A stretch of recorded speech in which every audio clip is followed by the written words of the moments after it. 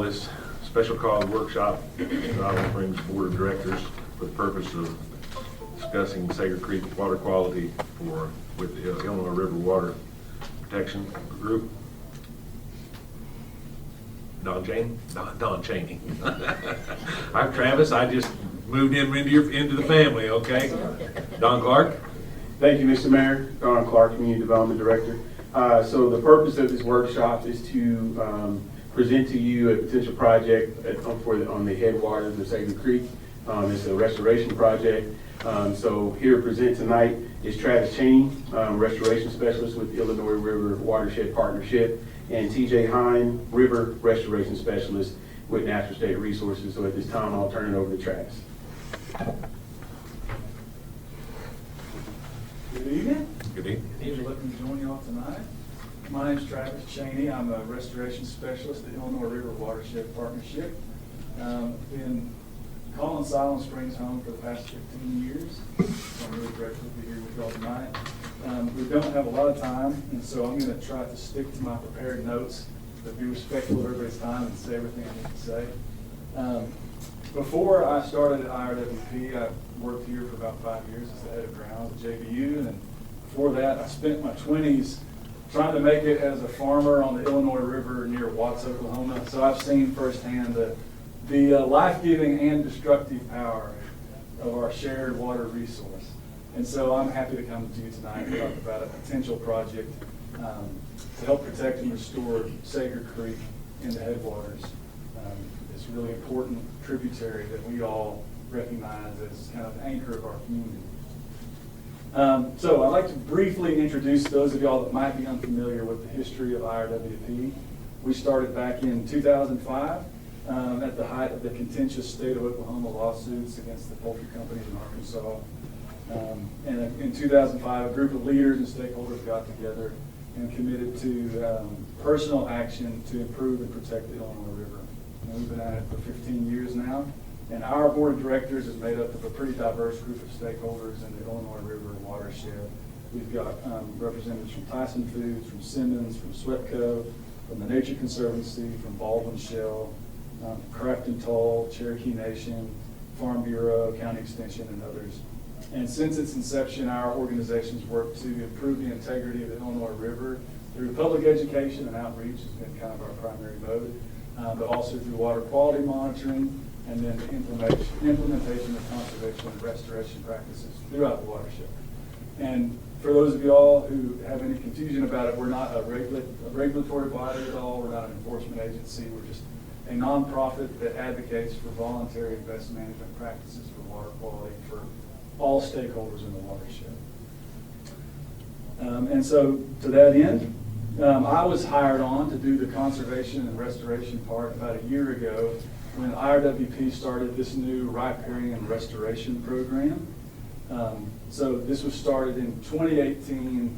IRWP was awarded $2.8 million to restore 20 miles of riparian area in 5 sub-watersheds in the Illinois River watershed that were designated as impaired for either pathogens or nutrients or sediment by ADQ. The purpose of the program is to help landowners reduce their erosion or nutrient loading on their properties. And so in our Illinois River watershed, we've got 5 sub-watersheds that were listed as impaired. There's Morris Creek down near Lincoln. There is the Lower Muddy Fork near Prairie Grove. There's Lake Weddington, Clear Creek at Fayetteville, and then Sager Creek at Siloam Springs. You may ask, why are we focused all this time and money on riparian buffers? In short, it's because we found that they're just about the best bang for your buck, water quality wise. So in Arkansas, forested riparian buffers on agricultural lands have been shown to reduce total phosphorus and total nitrogen loads into creeks by 53 and 47% respectively. So just having a really healthy riparian buffer on your stream, you're immediately cutting your nutrient loading in half. These riparian buffers, they filter sediment from overland pollution, they slow and infiltrate stormwater, they reduce erosion, they absorb excess nutrients, and they regulate summer temperatures in streams. Historically, our program has worked that we fund 75% of all the projects that we implement, and the landowner is responsible for 25% of the remaining costs. And then the landowner commits to maintaining the project for 15 years. We don't ask that the landowner puts it in a conservation easement. It's just that there is a commitment to maintain the project for its lifespan. And we have basically a long list of best management practices for stormwater quality that we will fund, a lot like NRCS. So some of we just wrapped up our first year of project implementation. So some of the things we've been doing around here, you can see in Siloam Springs, on Sager Creek in the riparian forest at JDU, we've just finished up the first phase of a big riparian forest stand improvement project. So if any of y'all walk that dogwood trail, you may have seen we've been in there with some timber mulching equipment, clearing out all the privet and the bush honeysuckle, they're invasive species that will, at least down there, totally shade the forest floor. And so there was no forest regeneration going on.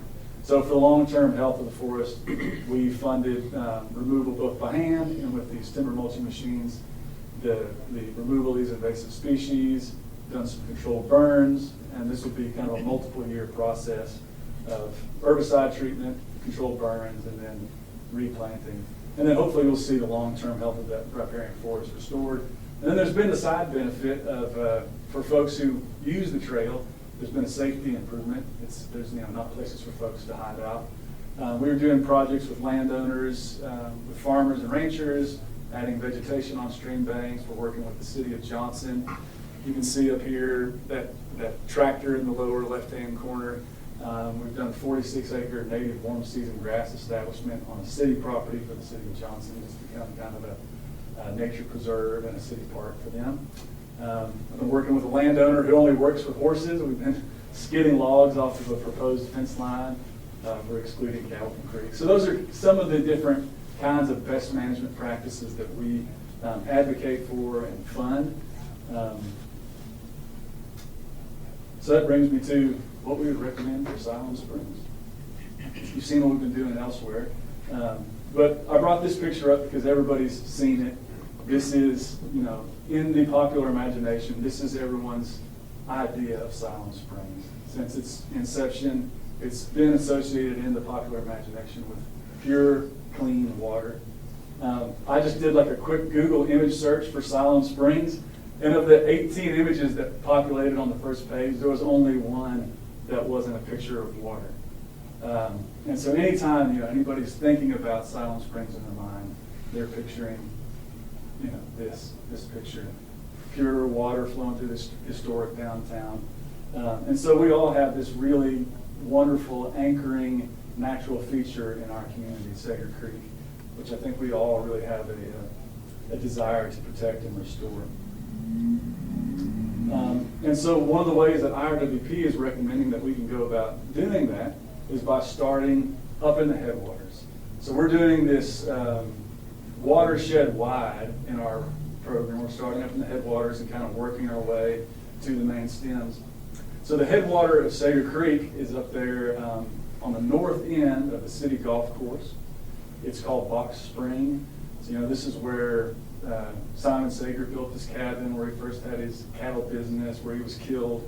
A lot of historic things happened here at Box Spring. And you may not have noticed, but upstream of the golf course, Sager Creek is seasonally wet. There's not always water in it, but you get to the north side of the golf course and there's this pristine spring just boiling up out of the ground. And there's always water 365 days a year. So I said, north of the golf course, there's not always water in the creek, but it's still a really large drainage area. We've got about 5 miles of stream network upstream of the golf course, going all the way out to Chesney Prairie, basically. More than 5 square miles of drainage area before you get to the golf course. And in that sub-watershed, in that drainage area, we've got more than 30 poultry houses, we've got more than 300 head of cattle, and then 96% of the soils in that drainage area are classified as slow or very slow drainage soils. So, just because of land use and because of the nature of rivers, we're starting to see some problems in the headwater that could be addressed now. We're seeing accelerated erosion just downstream of the new Sherry Whitlock overpass. If any of y'all have been out there to the golf course recently, you'll see there's some over widening going on. There's decades ago, there's concrete dumped on some of the stream banks to try and slow the erosion, but it's all washing behind it there. Riparian vegetation was removed along the fairways, so we're starting to see increased erosion on the fairways. There's public and private infrastructure that's threatened just downstream. You'll see bridges are starting to, the base of the bridges are starting to wash out. And then along that stretch of the creek there's not enough floodplain vegetation to settle out sediment, to filter pollutants, and to slow down floodwaters. And so Natural State Streams, as you're here with us tonight, they've walked every inch or canoed every inch of that stream and have assessed erosion. And so they're assessing that just in that stretch right there at the city golf course, an estimated 84 tons of soil loss annually from erosion just in that one reach. And then this reach also receives a lot of nutrient-rich runoff from the golf course, from the rodeo grounds, and then also from the soccer complex. So all three of those places that are either fertilizing heavily or have a lot of livestock present, they're all washing directly into the creek right there. So it's an important place. So Natural State Streams has kind of developed a proposed solution to deal with some of those problems that we see. And overall, what we're looking at and what we're proposing is restoring and stabilizing over 4,000 linear feet of stream bank on this city-owned property at the golf course. And then besides just that stabilization on the stream bank, we'll be proposing creating an additional 8 acres of wetland in floodplain to filter those pollutants coming from upstream and then reduce flooding downstream. That'll involve planting about 6,000 native plugs and 600 live stakes, and then creating a really healthy vegetated riparian buffer all the way through the golf course to stop any overland flow of pollutants getting into the creek. And then some of the benefits, you're going to see Box Spring and Sager Creek headwaters protected and stabilized there. Otherwise, the erosion that's starting at Sherry Whitlock is just going to keep marching downstream. Through the projects that they've designed, you'll be able to see the sediment nutrient load go to basically zero in that stretch of the creek. You're going to have additional floodplain created that's going to help mitigate some of the flooding and some of the pollution going downstream from the golf course. If we do this, the golf course will also be recognized as a certified Audubon sanctuary. And then there'll be an expansion of educational opportunities for local school children who already go out there and do water quality monitoring. We'll have an increased recreational amenity for City of Siloam Springs. A lot of this vegetation that's going to be planted will be kind of attracting a lot of birds and wildlife. And then this site is immediately adjacent to a restoration project y'all have just finished, just downstream of there at the train bridge. So you'll be able to kind of expand the scope of what y'all have already been doing there. So those are some of the kind of overarching benefits that we see of doing a project like this. So what I'm going to do, just to kind of give you a better sense of why we think it'll work and what it might actually look like, I'm going to turn it over to TJ Hine from Natural State Streams. He's done the conceptual sketches and a lot of the work in trying to make this project go through. So thanks. Thank you, Travis. So rivers are complex and dynamic systems. By definition, that means that they change and they migrate. But I think what people don't understand is that happens at a very slow scale naturally, at millimeters per year.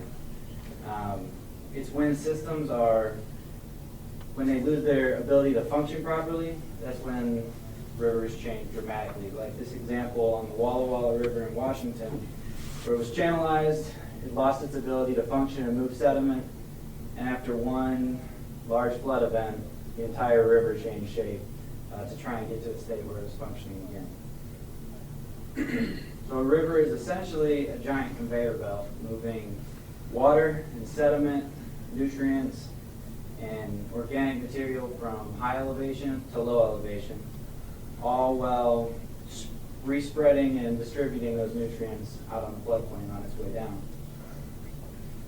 When a system's at equilibrium, it has the ability to escape its banks at flood stage, where it'll get out into the floodplain. There, water will be slowed by having more space available to it, as well as by running into complex vegetation, which is just the physical barrier that'll slow water down. And all those processes help to settle nutrients out. When the floodwaters subside, everything is essentially in the same place as it was when the floodwaters went up.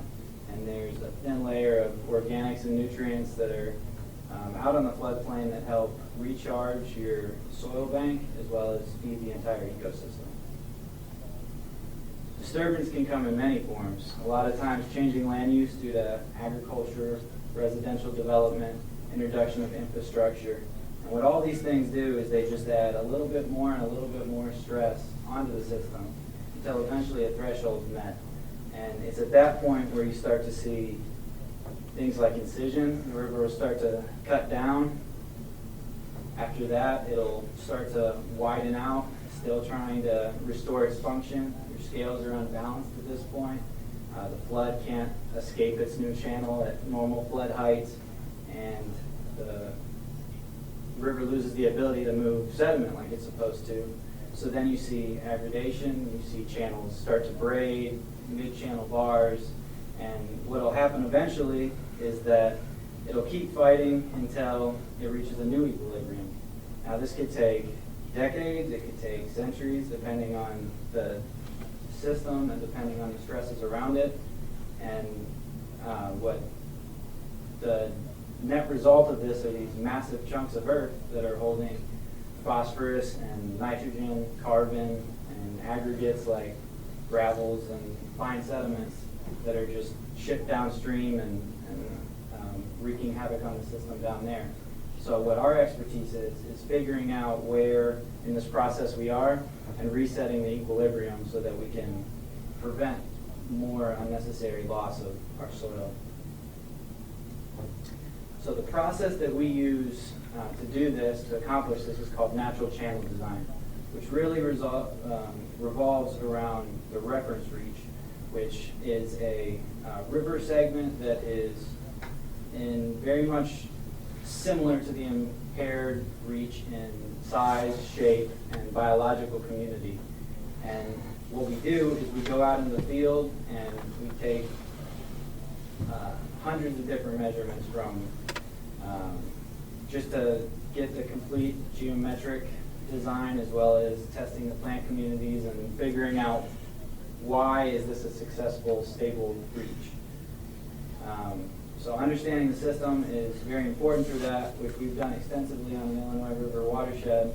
We've been out at flood stages, we've been out in droughts on large and small systems, been out on some pretty tall banks and on Sager Creek in some pretty healthy floodplain areas, and on Sager Creek in particular, spent a lot of time. So what we do is we get this data, which we can bring back to the shop, and we can put a design together that we know will fit the project we want to build.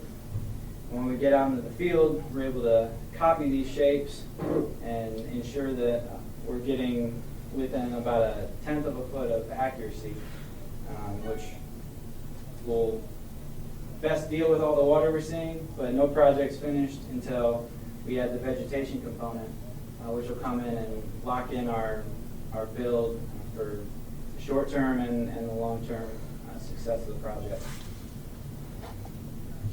So with all that in mind, I want to run you guys briefly through the three phases that we're proposing to do on Sager Creek.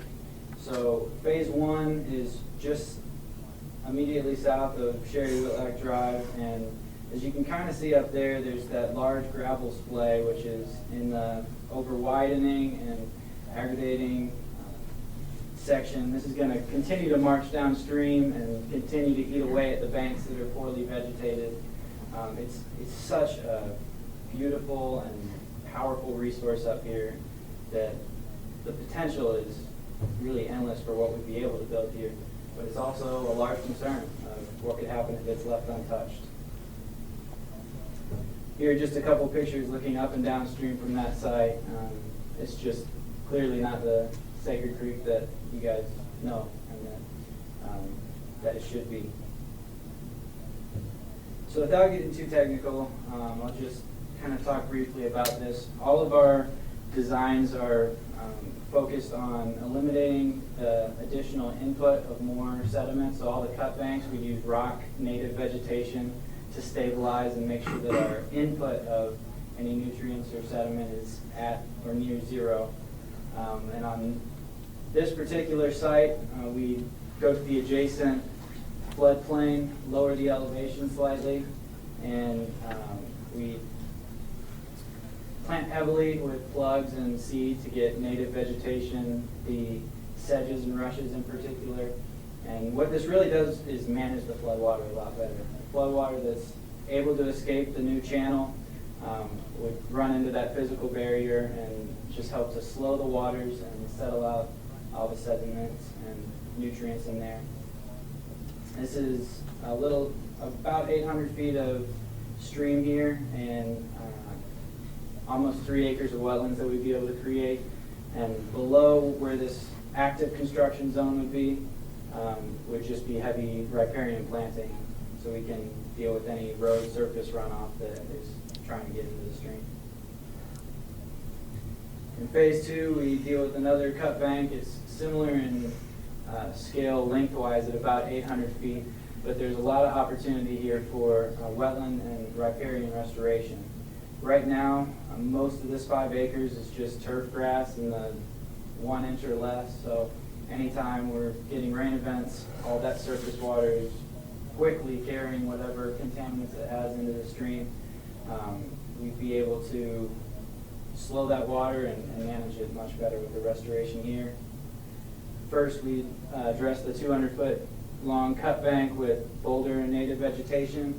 And as you can see illustrated in the bottom right there, there are root wads, which we'd be able to incorporate into our design that would also help to slow water that's coming around that bank, as well as provide really critical, unique fish habitat.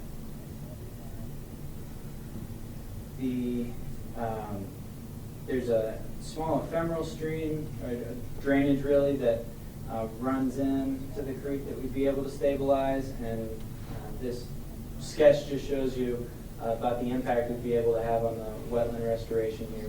We'd be giving a large biological uplift as well as just managing our floodwaters much better.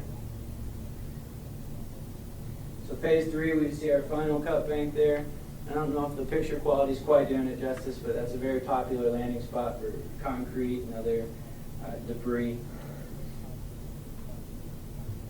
And downstream of that, the banks are eroding and we're in an unstable state as well. The picture on the top of that is a Trout Unlimited project that was done up in Minnesota, and it's a template that we would use to restore the stream through here. Again, just another great filter to manage water, floodwaters. It allows it to leave the bank easily and run into that complex vegetation. So in all, we'd be eliminating any of the sediment input that we have and just much better managing all the water that we're getting from the surrounding land use areas. So I'll run you real quickly through an example project. This is Kohler Creek in Kohler Valley up in the Bentonville mountain bike preserve that they just put in up there. It's a dam removal, and this stream is very similar size and shape to what we have out at Sager. We put over 500 feet of rock wall in this one and 8 grade control structures to deal with the elevation change where the old dam used to be. This is a lot of times what it looks like when we show up on a project, just not functioning and kind of just an unstable section of river. So we get in there and we reshape the channel, and it's a messy process when we're doing that a lot of times. But if you can see the pumps in the bottom left part of the picture there, we'd be pumping the creek water around the site at all times to ensure water quality downstream and make sure that our impact is limited to where we're actually building. And this just shows you at the end when we pull the machine and the pumps out, everything does come back together and restore function and an aesthetic value to the system. So with that, I thank you guys for your time, and I'll hand it back to Travis. And so, real quick, our summation and our ask. If this project was to go through, what we see is over 4,000 linear feet of stream bank restored up in the headwaters, 8 acres at least of wetland and floodplain created, 84 tons of sediment conserved annually, about 1,100 tons of rock structures that they'd be adding, about 5 square miles of drainage area above this treated, over 6,000 native plants planted. And Natural State Streams has come up with a budget, which I think y'all all have the document, we'll look at it later, but the budget for the whole project for all 4,000 linear feet is about $335,000. And the way that we try to break it down is IRWP would commit to funding $225,000 of that, and then our ask from the city cost share would be $110,000, and then the golf course would commit to maintaining the improvements that we make for the life of the project. And that's the overall, presentation. And Don, I don't know if you were fixing to say something. Yeah, so just to wrap it up, I know some of just a quick history to Travis alluded to it when he said we did a project upstream from here. I think some of you may be aware, we brought it up even too, if you remember when we need to do some wetland credits along Sager Creek to be able to do a project, we needed to do some work in that area along Sager Creek, and we did so. So I think back in 2005, there was a study, and of that study, there was 16 applications that can be done, and the city has completed 10 of them. 3 of those were large restoration projects along the creek, UTS 1, 2, and 3, with the last one, the Travis alluded to, being completed in 2014. All those things were done through grants. The first grant was the 319 grant because this creek was put on a 303D list, and so we received a grant through the Arkansas Natural Resources Commission to do those 3 different projects to try to improve the water quality along Sager Creek. Again, why that is important to us is because water from here goes to the Illinois River, and again, Travis alluded to why our IRWP was even established, was the lawsuits between Arkansas and Oklahoma. At that point in time, there was a limit on phosphorus put in this area of, I believe, 0.037. So anything that we can do to try to remove phosphorus and sediment from the creek before it reaches the first check dam is what the goal has always been. I think the one everybody's probably most familiar with of the projects, the one that was done out in Bob Henry Park with the riprap from the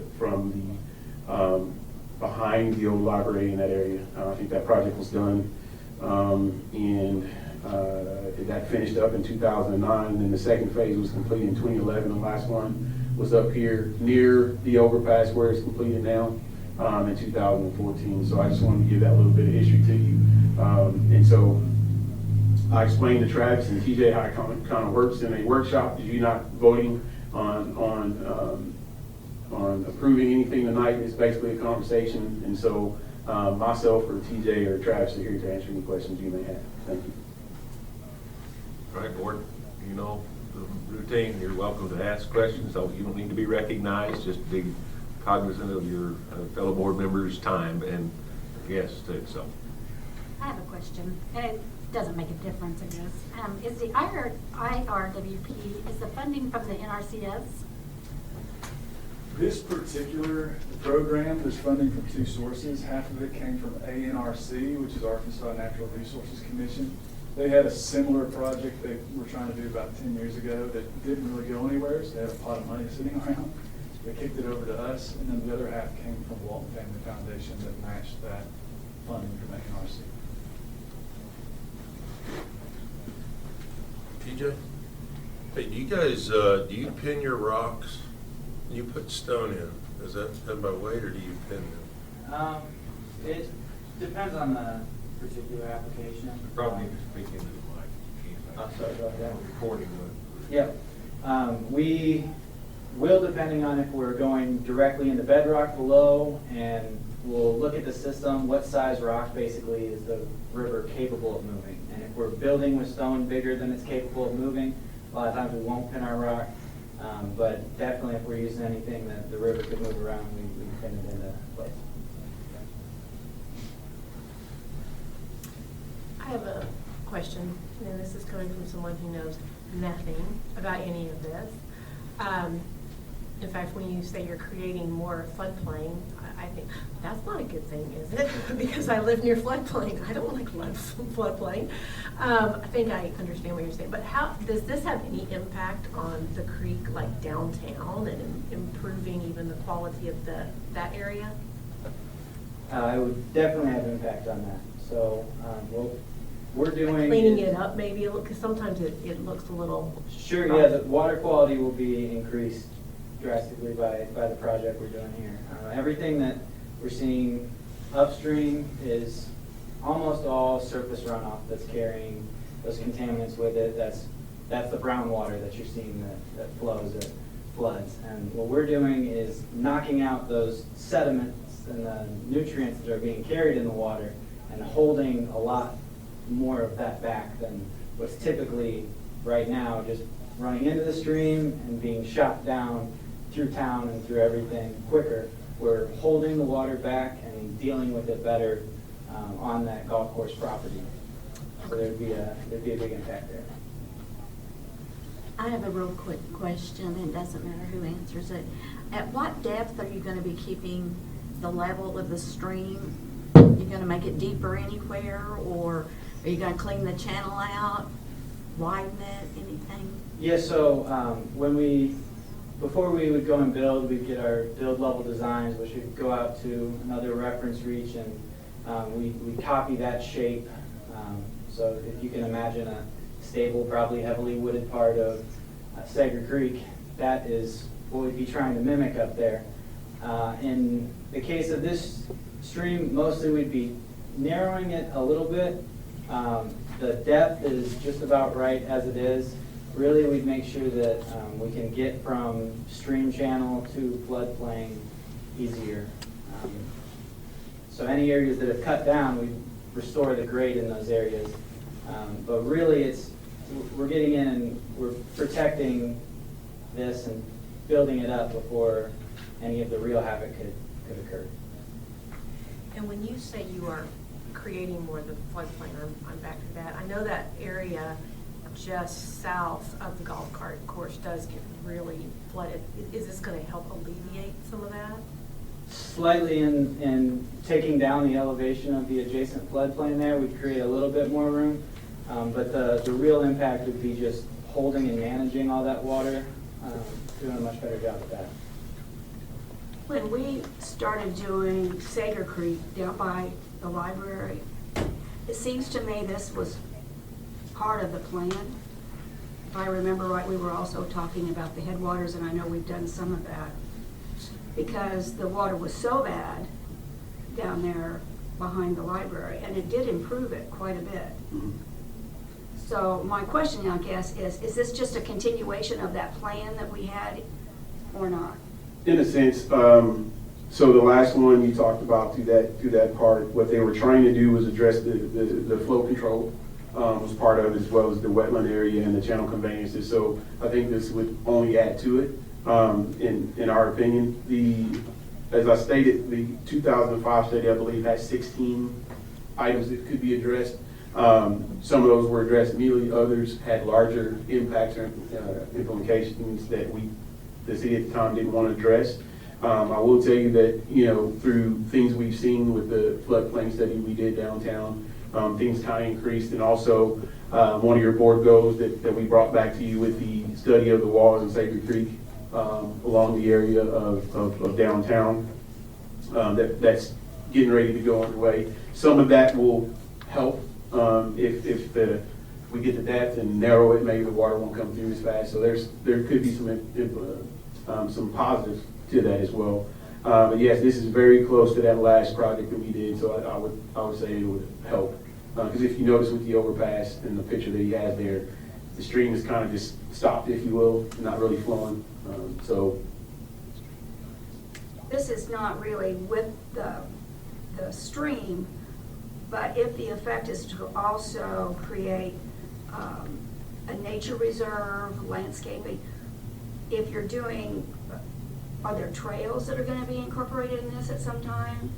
Because I know the citizens a lot of times don't understand leaving the vegetation. oh, okay. Oh, you can go ahead. I was gonna say, this is along the golf course, so, you know, people out of the course will be able to see it. There's no trails leading, but there will be. Well, Okay. so, this is on currently the city-owned golf course property. So Right. there's a cart path around the entire thing. So it is accessible. But I don't know if there will be additional trails. There wouldn't really be a need for additional trails. My question is, how do you educate the We can citizens definitely, who aren't going to be mowing this? Yeah, so the golf course managers are really excited about it. One, because it's a lot of space that's unused right now, it's out of play areas that they're having to maintain that they'd rather not. And so they're kind of excited about educating their members and the folks that come out. And we can obviously do educational signage and things like that on the property. Thank you. The last thing I'll add that I meant to answer your question, Director Smiley, is over time, as the creek has eroded, there have been some not approved practices of people dumping things, trying to keep it from eroding, that this project will also remove. He alluded to, I think TJ showed you a picture where there's some concrete and as things wash and, Director Burns' question about not pinning things, well, obviously things are not pinned, they just float further and further downstream. So as part of this project, we will ask them to look to remove a lot of that that's been pushed off over the years. I'm going to note one thing real quick is, Director Smile, on that comment, if you look at, I think of Washington Street as an example. So if you go by there now, you'll see a lot of the privet and non-natives marked with blue paint, and that's recommended removal. That creek bed has restored itself enough to where now we can go in and actively open that back up. But the whole concept was to create a canopy, and it takes time. So that was part of it. And then, and I mentioned earlier in the year, my passion projects is to carry a torch for James Fuller, who sat on this board right here.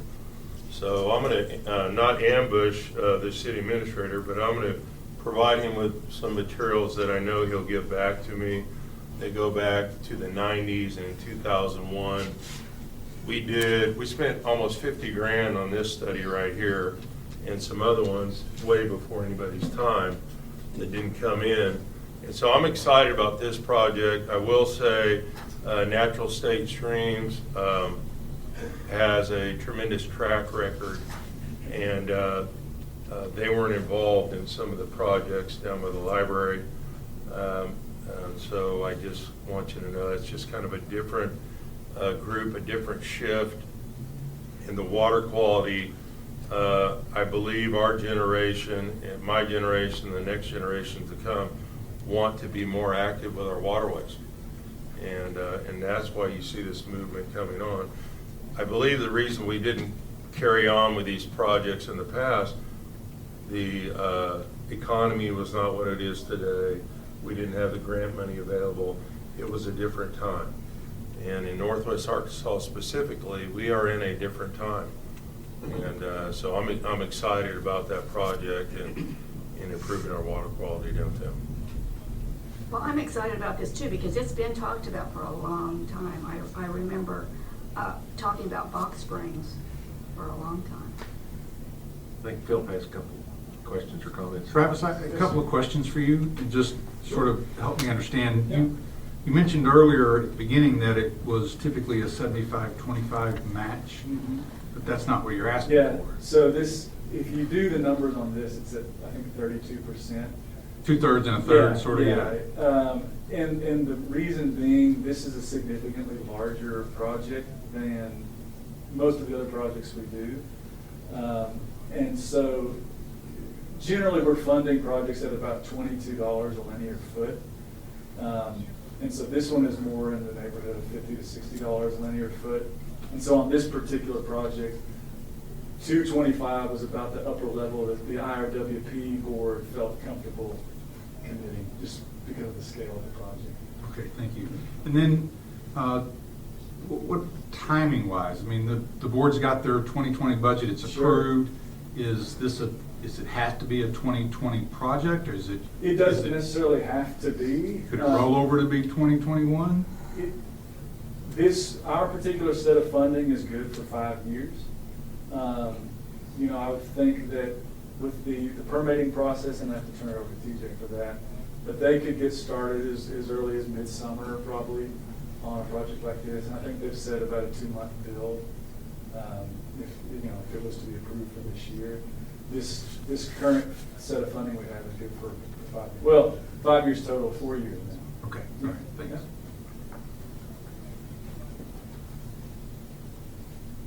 All right. Any other questions? Well, I Bill? do, now that we're talking about the numbers, and you're talking about 2020 budget and versus 2021, because we've already set up our budget for 2020, creating this in 2021. That's not a problem? Is that what you're saying? Correct. Okay.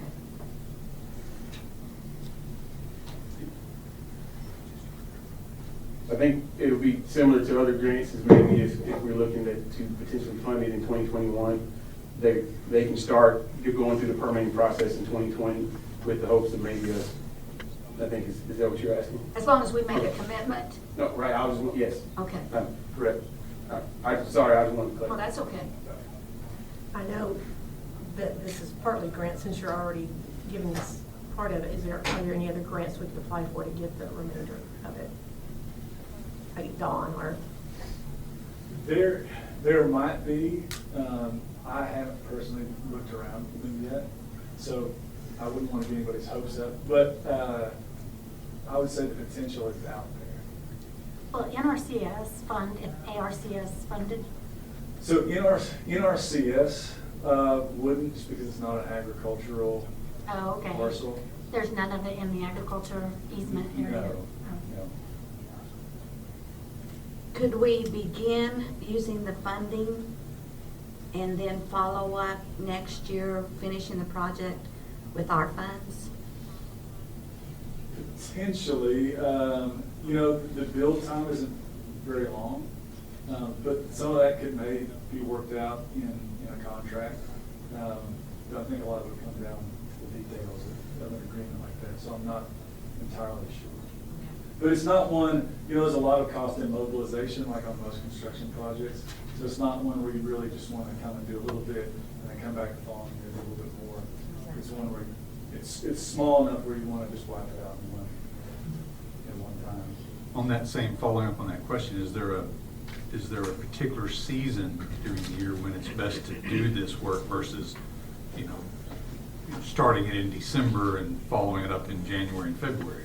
Yes, late summer is the ideal time to get out and do it, when the creek's at its lowest level. However, in Sager Creek, as long as we have a decent weather window, we can pretty much do it most times of the year. I'd avoid spring just because construction delays, but other than that, we'd pretty much be able to get it done whenever. All right. Well, gentlemen, thank you for being here. And Travis, glad that you can come more often, Okay, yeah, you can come down here and come to our board meeting.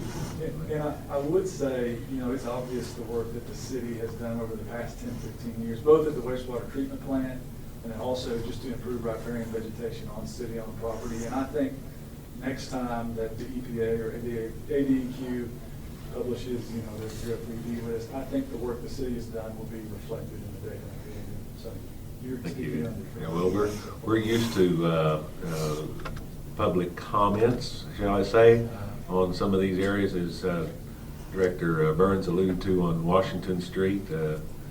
Just hard, sometimes it's hard to get them to grasp this is going to be okay. Yeah. And just let it grow up a little bit, let it grow up a little bit. And I think a project like this, there's also kind of focused on the aesthetic side of it.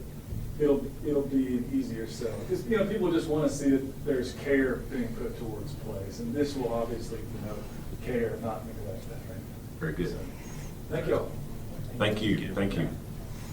All right, we've got just a couple minutes here. I'm going to call it adjourn this meeting, and we give back here in 3-4 minutes, whatever, as quick as you can.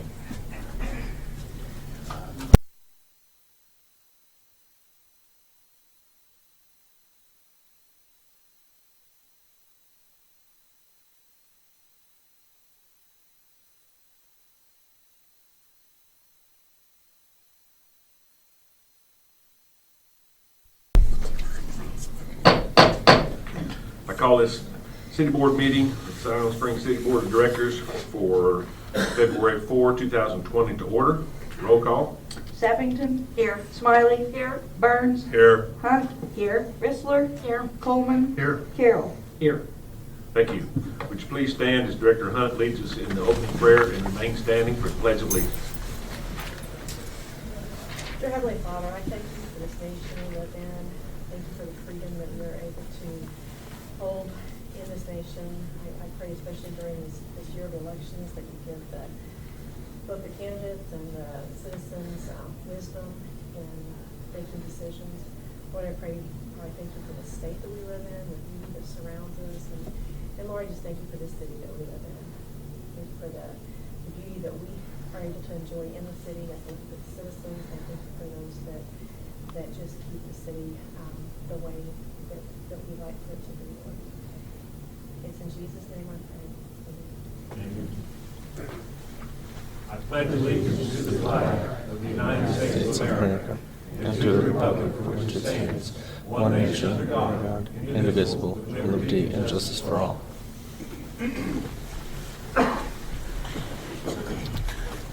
Good evening. We have a nice crowd here tonight. That's great. Glad to have you here.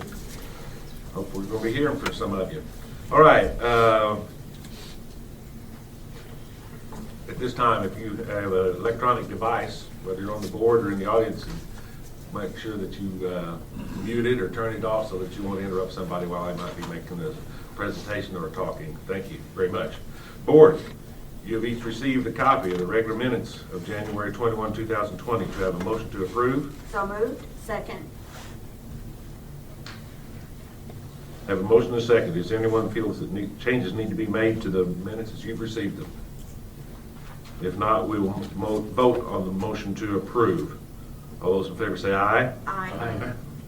Nays? Minutes are approved. All right. Before we move into our agenda items, which will be public input, I've got something here that's a little bit different. We received a letter from a gentleman who lives here in Siloam Springs who's a firefighter.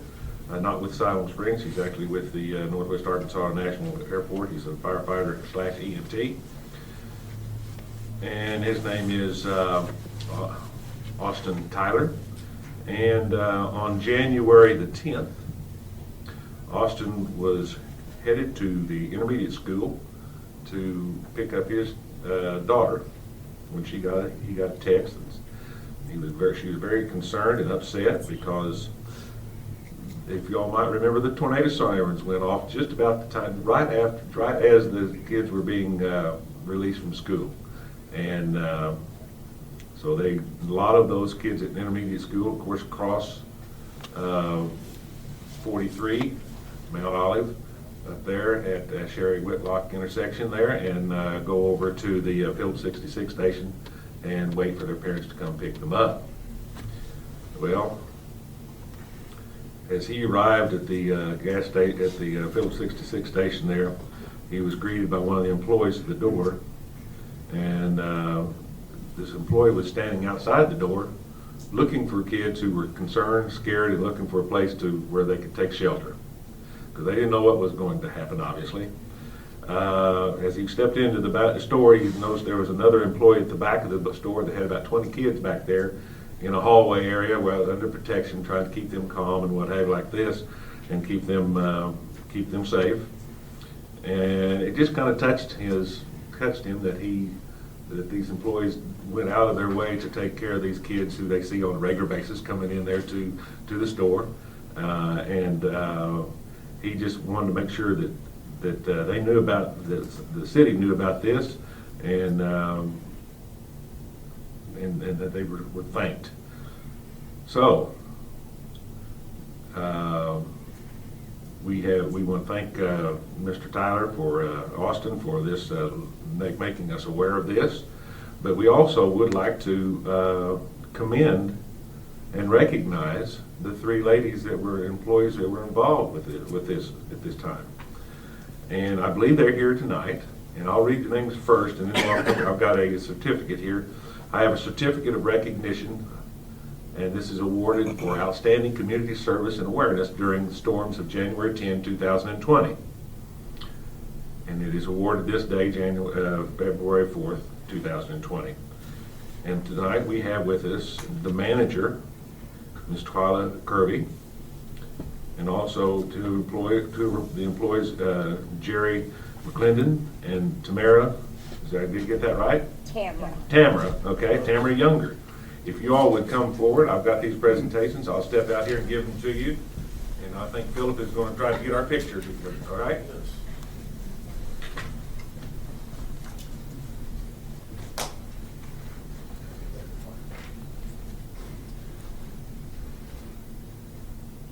Twyla? Jerry? Tamara. I got it right. Finally, didn't have to correct myself. Okay, thank you. All right, everybody, say cheese. Cheese. There we go, one more. Thank you very much.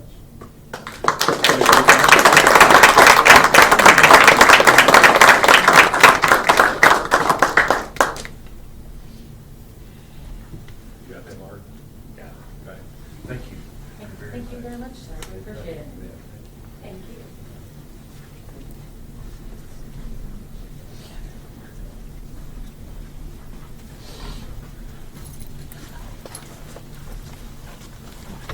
Let's go. And we always say, thank you, folks. Thank you, ladies. And it is our people that make Siloam Springs great. And this is just one example of that. So, all right. However, we still have to get on with the business. Okay. The first agenda item here is public input, and this is a period of time when the public may address the city board on any city business, as long as it is not already listed on tonight's agenda. If you'd like to come forward and address the board, we ask that you come forward to the podium, state your name and address, and speak directly into the mic. Being done, then we will move on to our regularly scheduled items. First one, as under contracts and approvals, is a contract amendment for Main Street Design Project with Craft and Toll for $286,350 plus up to $9,000 in reimbursable expenses. Don Clark. Thank you, Mr. Mayor. Don Clark, Community Development Director. Before you tonight for your consideration is a contract amendment with Craft and Toll for the Main Street redesign. So what I like to do is just kind of big bit of background and history. So September 17 of 2019, the board approved the city staff to go and submit for a grant with the Walton Family Foundation for us to go and apply for a grant with the Walton Family Foundation. On November 5th of 2019, the board approved the acceptance of the grant. And then again on December 3rd, with the approval of the 2020 city budget, it was approved for us for our portion of it, the half, which is $143,175. Excuse me. So again, what the grant was to include a list of outputs and or goals that are intended to be met, but are not specific. One of those were that we had to be under contract by February of 2020. So this before you is that contract. Submitting the 60 and 90% completed plans to the Walton Family Foundation for review and comment, and also hosting another public meeting with stakeholders for design input prior to June of 2020. So again, as part of this contract, we would do another public meeting to kind of go out and assist with the design. The design will address drainage improvements plus all the necessary water and sewer relocations. They will coordinate with all franchise utilities, FEMA, U.S. Army Corps of Engineers.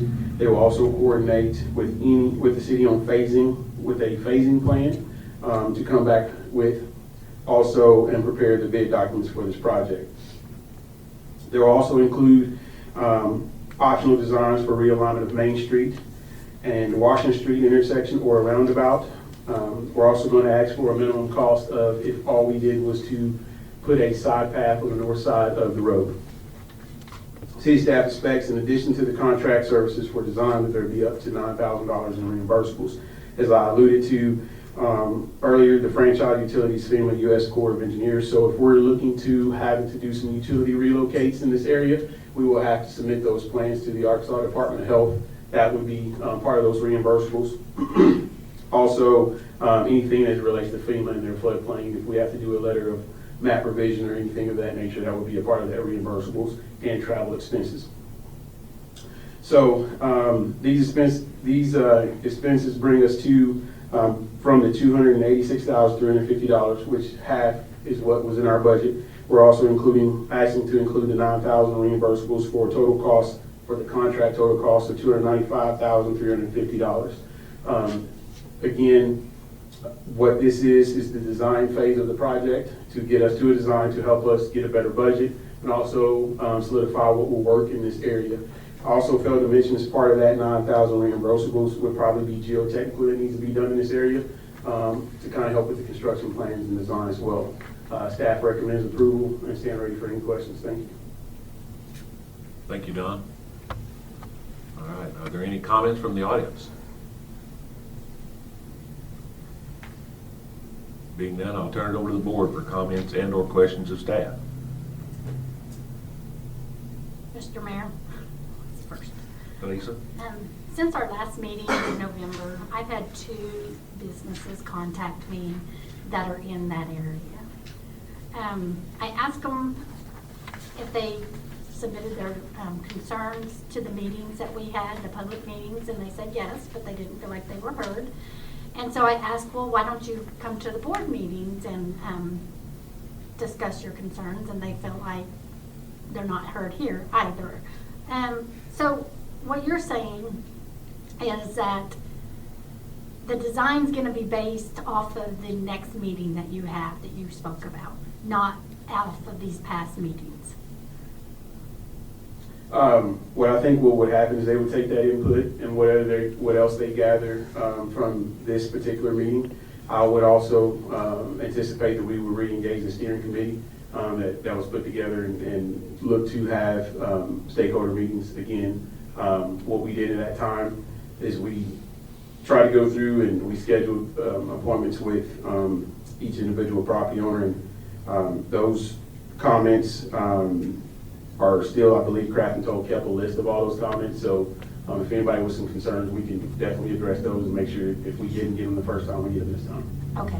At one point, did somebody not say that everybody on all the businesses on that street were 100% for this? No, you didn't have 100% agreement from all the business owners. As far as the design? As far as moving forward on doing a Main Street project. I don't know that we've, when we met with them, I believe in the stakeholders meetings, what we were asking is kind of just their concerns of the corridor and what they would probably like to see represented if it was a redesign. I don't recall if we ever asked if anybody was for or against it. Okay. But they could have, easily brought it up and said they weren't, but I don't recall. Yes. They didn't get a chance. Okay. Yes, ma'am. And when did they haven't set that meeting, I guess, because we gotta see if we get approval. Right. We approve the contract. That'll probably be the next thing we do is go out and set those dates. That'll be part of what we'll work with.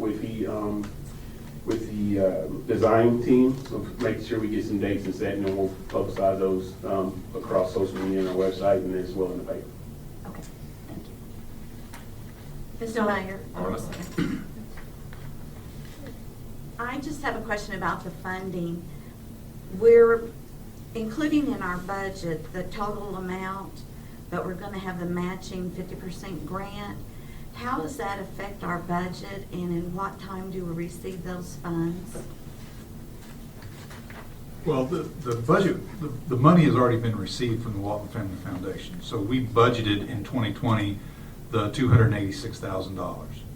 The part that isn't budgeted, and if this is approved tonight, it would amend the budget to add the $9,000 because we didn't recognize the reimbursables. When we asked Craft and Toll in 2019 what the cost was, we were told it was the 286. When we went to, that was the number we gave the Walton Family Foundation, but they have already provided the city with that funding. So in the budget, we included the 143,000 or whatever that number was, and you know, in the full expenses, it's the full 286,000. Thank you. Mr. Debbie? Mayor, mine's just more of a comment in relation to this extra $9,000. I do wish that we had been aware of this before, and it sounds like we were told it was going to be $286,000. So I will vote for us to allot up to that for reimbursable. I just hope we don't have other surprises like that in some of the future budget And- information they give us. Absolutely, and so that, I'll probably say that's on staff, because typically, when we deal with contracts, we sometimes have reimbursables, that's always a given. One of the things, just like with the grant acts themselves, we used we got this back in February of last year. One of the things was not, was, hey, we need to do another public meeting, that was added in, as well. So we put in there as far as reimbursables. Could we see $9,000 worth of reimbursables this year? Probably, we could not, but we wanted to make sure we had it there so we didn't get to a sticking point of, something that was needed, whether it be a public input or something to be submitted to Arkansas Department of Health and not have the funding there. And it doesn't matter where that came from, but this is going to be a very expensive project, so we just want to make sure we know up front what we're looking at and not have surprises later on. Noted. Mr. Mayor? Brad? Since I'm the one that's digging out old paperwork tonight, I will pull out another one from 1999. Isn't that glorious? It's a master street plan to include East Main. And since we've adopted a master street plan, adopted the East Main plan, I've been on a committee for the Memorial Park and Chautauqua Amphitheater. I've attended numerous public meetings and input sessions, and had great groups show up here, like tonight, and we didn't make everybody happy. There's 35 small business on East Main between Lincoln and Maxwell. Let's keep that in mind. There's 32,000, give or take on the day, passing through 412 in vehicle traffic. Look what's going on at 412. The whole hope is that we steer some of that traffic downtown, along Mount Olive, small business on Mount Olive Street, down on Broadway, down on East Main, and we increase our tax revenue. It's economic development, 101. I've said before, I'm a kid from Highway 10, just retired fireman, just telling you what I see and what I know, and that's what I know. And this project is going to run into a couple of stumbling blocks, and it is the burden of this board to take this city to the future. So I would just request we keep that in mind, and we cannot stop and throw stones at every dog that barks. I stole that, by the way. Thank you. Mr. Mayor, I want to make sure I understand that we have not approved this project in total at this point, nor have we approved a funding method for the entire project. Is that correct? That's correct. Thank you. Mr. Mayor. Yes. Lisa. I just want to say, during the meeting when we were discussing the Walton Foundation, I didn't realize, I don't think at any point was it communicated that we were gonna have a chance for the citizens to come back and speak. And I hope that that's a major point when you're trying to decide if you wanna take money or not. And I hope we do a good job communicating to the citizens about this meeting, because, and that was missed, and I think that was a major point that I think was missed.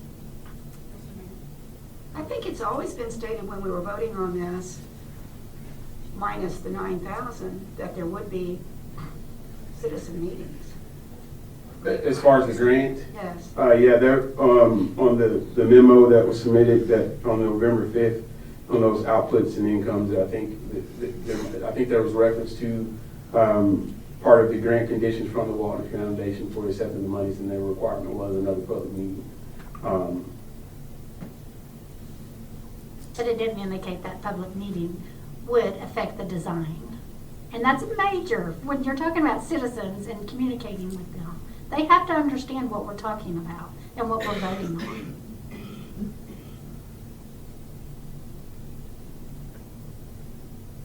Mr. Mayor? And that means showing up. Mr. Mayor? Yes. You know, I'd just like to totally disagree with that.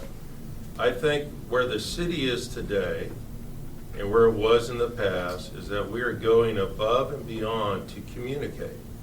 And what we're talking about here is a very small percentage of folks that are uncomfortable to show up for a workshop, uncomfortable to show up at the board because they're not being heard. So I think the solution has already been solved.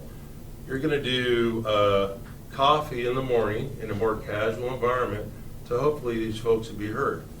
And that's the end of that conversation. That's the solution. There's no problems, there's only solution. Community development's doing an excellent job with social media. The newspaper, it's out there.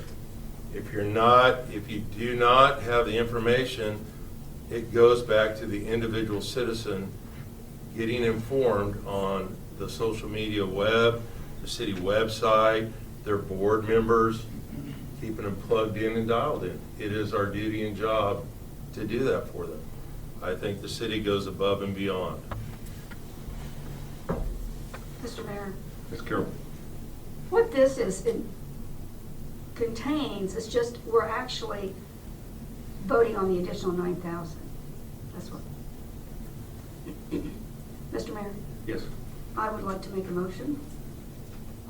Okay. I move that we approve a contract amendment with Craft and Toll in the amount of $286,350, plus up to $9,000 in reimbursable expenses to complete the engineering drawings and specifications for the Main Street redesign project.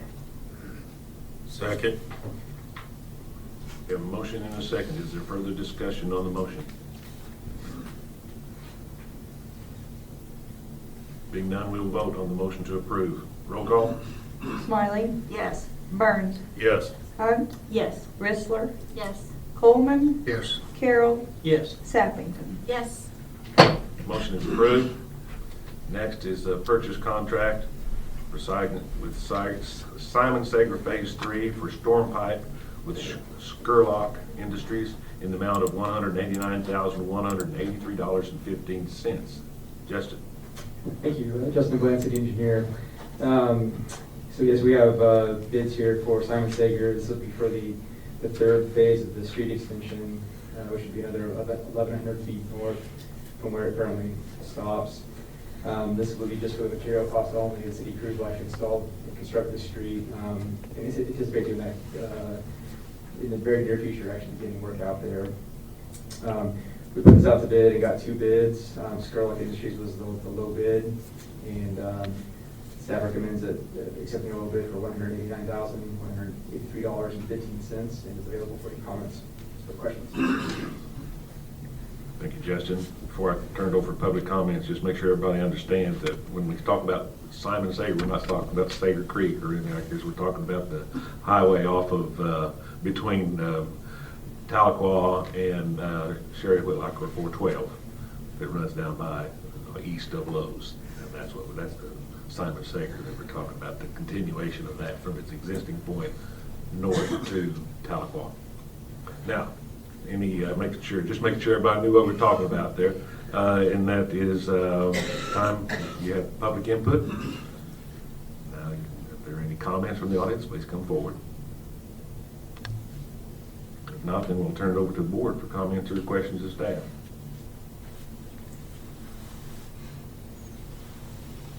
Mr. Mayor, Yes, Carol? I move that we approve the purchase of storm pipe for the third extension of Simon Sager Creek with Scurlock Industries in the amount of $189,183.15.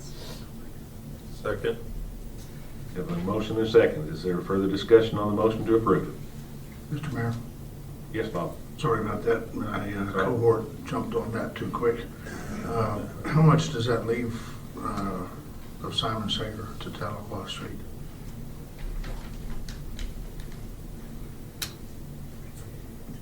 Justin Blank, city engineer. I think it's approximately 700 to 800 feet left. We kind of picked it, there's actually two drainage ways to cross, and we kind of picked a point in the middle that we would pay for one this year and then the other crossing next Okay, year. thank you. Thank you, Mr. Mayor. Certainly. Thank you, Justin. Any other comments, questions? If not, we have a motion and a second. We'll vote on the motion to approve. Roll call? Burns, Yes. Hunt, Yes. Whistler, Yes. Coleman, Yes? Carroll, Yes. Sappington, Yes. Smiley. Yes. Motion is approved. Next is motion for a purchase of a backyard machine for the electric department from Source Well in the amount of $197,877.75. Bill? Thank you, Mayor, members of the board. Bill Stokes, Electric Director. On your screen there, you see this machine in work, in process here. This is during the tornado we had.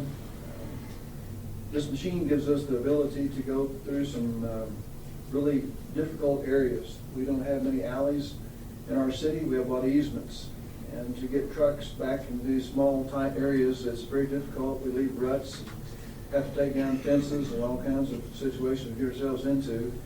And this machine gives us the ability to, you can see there, kind of a little cursor we got, it's on tracks. It doesn't have wheels. And these tracks will expand out, and then they, of course, contract in. So we can go through a 36-inch gate. And also, it's got an auger on it that we can dig holes, several poles, and it's got a, you can see here in the next picture where we're actually, guys are in water and they're using this machine, and there's a transformer sitting here on this machine. It's kind of hard to see back in here, but it's capable of lifting quite heavy objects, and it was just invaluable during our tornado to expedite the repair on these poles. And so, as you can see here, this kind of illustrates what it can go through in a gate. And we have mats that we put underneath these tracks so we can move these mats as this thing is moved. So we disturbs less vegetation that way. And of course, it's got outriggers that comes out, stabilizes the unit. And our pictures don't show it, but we can put a bucket on the end of this boom so guys can get up there and trim trees. So it's just a machine that a lot of municipals have. We've been renting one for the last few years.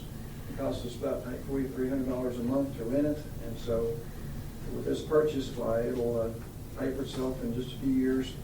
And it's just really a handy thing to have around. So we ask that you approve the purchase of this and whether there are any questions. All right. I'll turn it over to the audience for comments. In case you were looking at that picture, I've already asked. You can. Haven't gotten a confirmation as to whether we can throw pumpkins with that or not, but it looks like one of these pumpkin throwers to me. So. All right. Any comments from the audience? Being none, I'll turn it over to the board for comments and/or questions of staff. Mr. Mayor? Yes, Marla. Bill, I just want to know, how do you transport it from location to location? It's got a trailer. Are we going to have to buy the trailer too? No, it's part of it. Okay. Mr. Mayor, Yes, Reed. what is the projected life of this machine? I'm thinking 20 years, 25. It's just, it's a type of machine you don't use every day. and we keep it, you all allow us to have covered areas to keep our machines in, and so if you keep it out of the weather and take care of it, well, it's made by Altec, it's been around a long time, and so it's just well made. And So if we pay it off in 4 years, we'll have 16 years of Yes, sir. just maintaining it. Any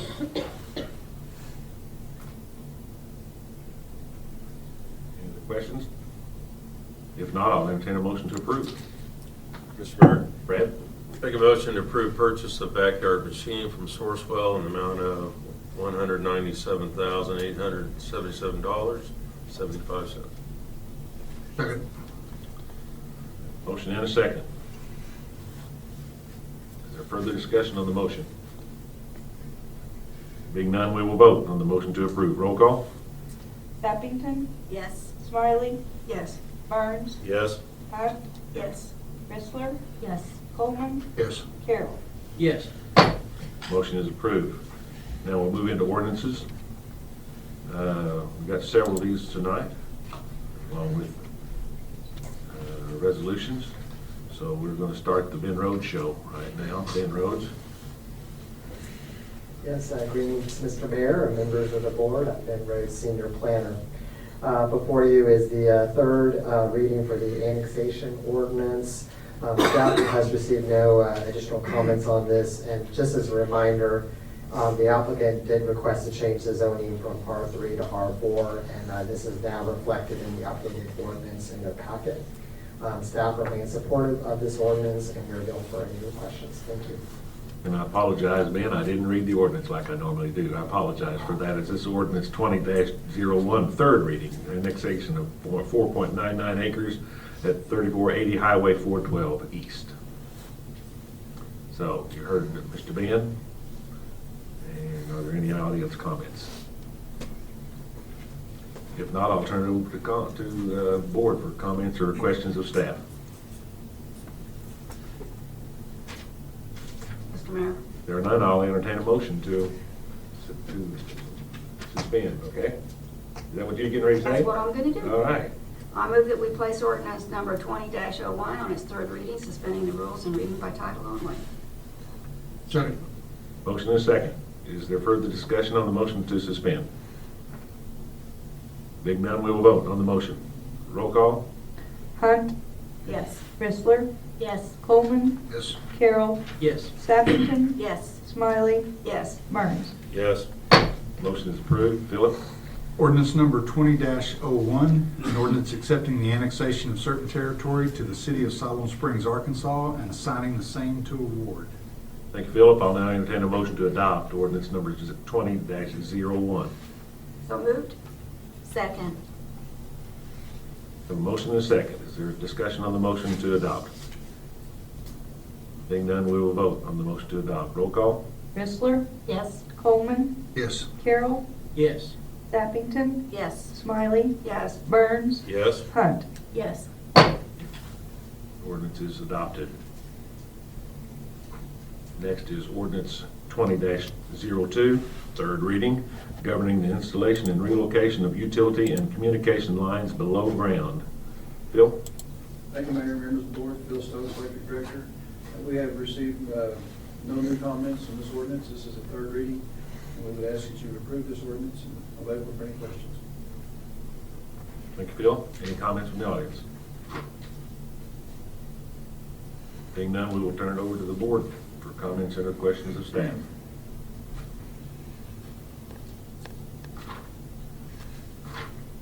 Since no one's rushing up to make a motion, I'll entertain a motion to approve, to suspend, excuse me. Mr. Mayor, Yes, read. recommend we place ordinance number 20-02 on its third reading, suspending the rules and reading by title only. Second? Have a motion and a second. Is there discussion on the motion to suspend? Being none, we will vote on the motion to suspend. Roll call? Coleman, Yes. Carroll, Yes. Sappington, Yes. Smiley, Yes. Burns, Yes. Hunt, Yes. Chrysler, Yes. Motion is approved. Philip? Ordinance number 20-02, an ordinance creating section 98-77 of the Siloam Springs Municipal Code to govern the installation and relocation of utility and communication lines below the ground and for other purposes. Thank you, Philip. I'll now entertain a motion to adopt ordinance 20-02. So moved. Second. Have a motion and a second. Is there discussion on the motion? Being none, we'll vote on the motion to approve. Roll call? Carroll, Yes. Abington, Yes. Smiley, Yes. Burns, Yes. Hunt, Yes. Bristler, Yes. Coleman. Yes. Ordinance 20-02 is adopted. Next is ordinance number 20-03, first reading. Vacation of an unnamed right-of-way and easements on the 300 block of Highway 59 north. Ben Rhodes. Yes, thank you again, Mr. Mayor, members of the board, Ben Rhodes, Senior Planner. For your consideration this evening is a right-of-way closure petition and lot consolidation, including easements for dedication. As the board will recall, the hearing date was approved by resolution earlier for today. This closure is occurring at the 300 block of Highway 59 North. That's basically the field that's west of Cobb and northwest of Highway 59 and 412. There is a platted subdivision there from 1967 that was never constructed. The applicant's intent is to reorganize the lots and close the unneeded right-of-way for commercial use. Staff is aware of no construction plans for the lots at this time. Here you see the proposed lots for consolidation. You see the larger rectangular lots that are proposed, and I would note that north is to the right, not up, just for your orientation there. So on this site plan, you see the proposed street and easements that are indicated for closure and the hatching. The new plat dedicates easements along the proposed lot lines. That will be, and there also will be a cross-access easement, so each lot will have interconnectivity to each other per the proposed lot consolidations. And here you see this is just a generic aerial photo looking down at the property with the parcel lines shown. And then lastly, we're looking at the property looking to the north. Highway 59 is to the right on that image. Staff reviewed the closure and all the documents appear to be in order, and we are recommending approval and stand by for any of your questions. Thank you. Thank you, Ben. Any comments from the audience? Seeing none, I'll entertain, how about I'll turn it over to the board for comments and or questions of staff.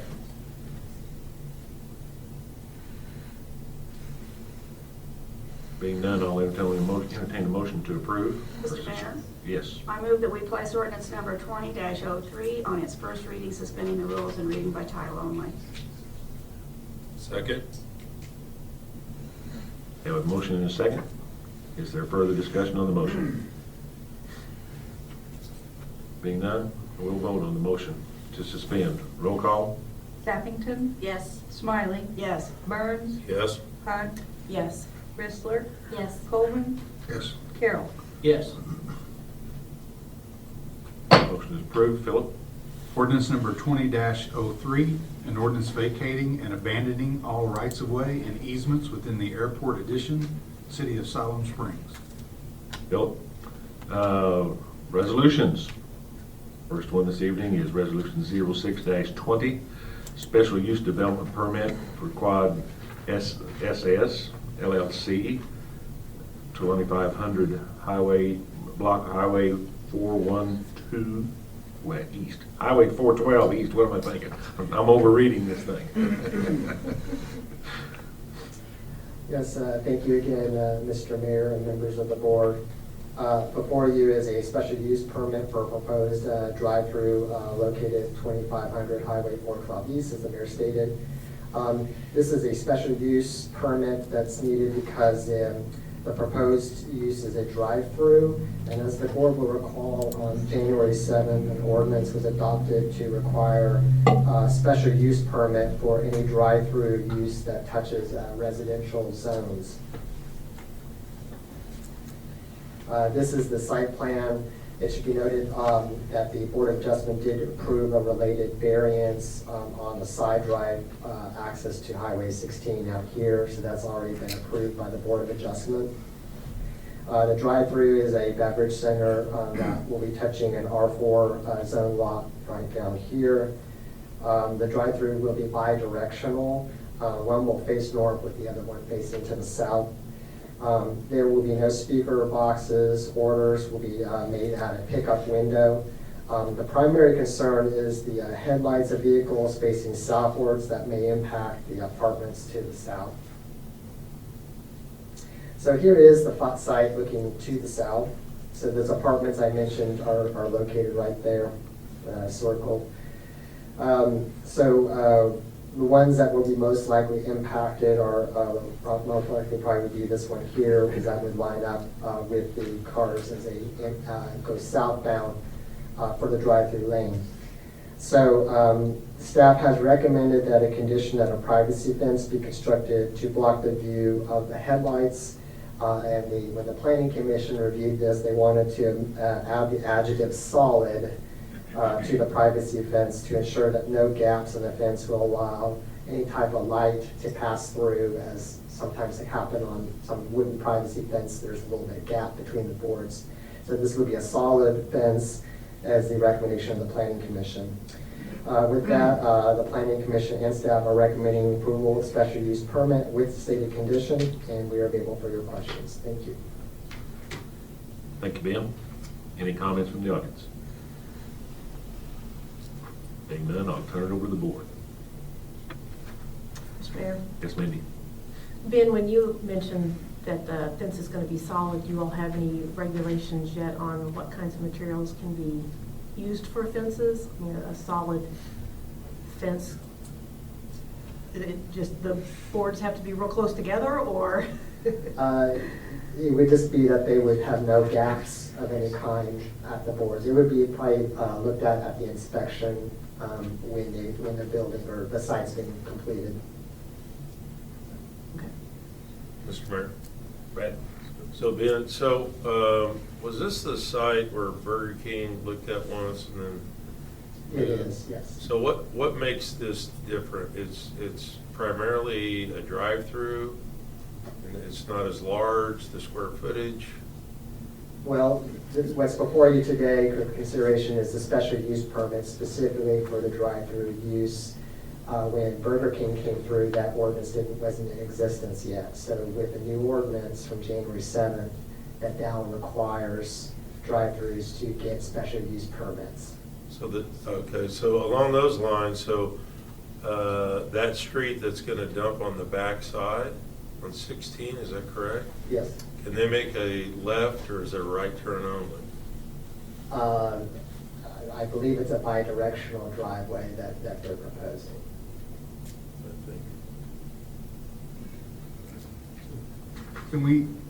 Justin, can you answer that? I mean, I think, and Justin can answer it maybe, bi-directional, we've got 2 lanes, but there's free movement in and out of their left and right turns. Is that correct? Yeah, Justin Blanchett, engineer. We actually haven't received the plans for this just yet, because they're going through these, the variants and then this first. So I can't say 100%, but I believe the intention is that it would be a 2-way drive, and that they would like for people to be able to turn left or right on the Highway 16. And that way the people that wanted to go westbound 412 could feed out back through there through the stoplight. I'm 100% behind more caffeine in Siloam Springs. You know, I love it. But it's supposed to help with arthritis also, but that's neither here nor there. The thing, and I think we brought this up before, is we're finding 16, even though I believe RDOT just did an improvement there. And then we requested a sidewalk because we have a lot of foot traffic from those residents.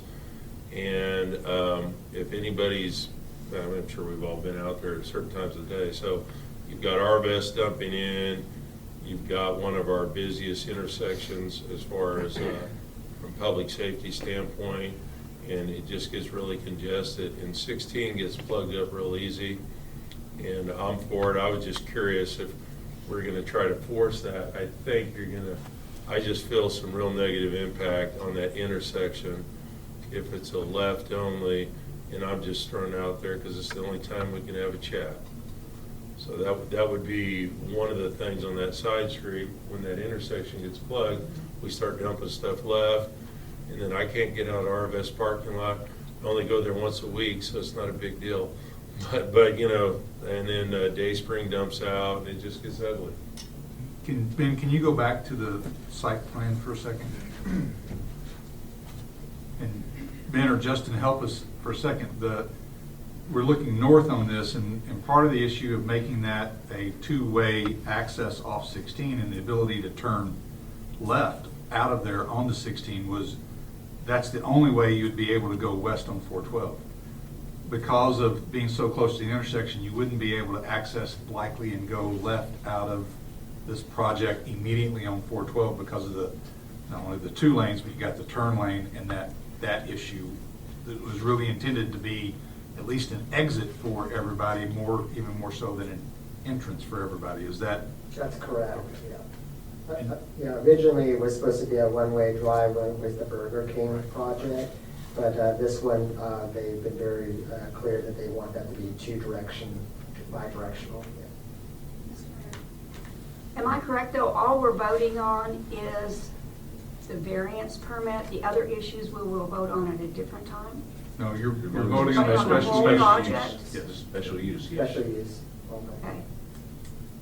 Been correct, just for clarification purposes, if this project didn't need a special use, it could be approved at the staff level because it doesn't meet the requirements for a significant development permit. Is that correct? That is correct. So the ability to say that a drive-through use there is permissible or appropriate at this location is really what the board is voting on, since we moved drive-through uses over to a special use review.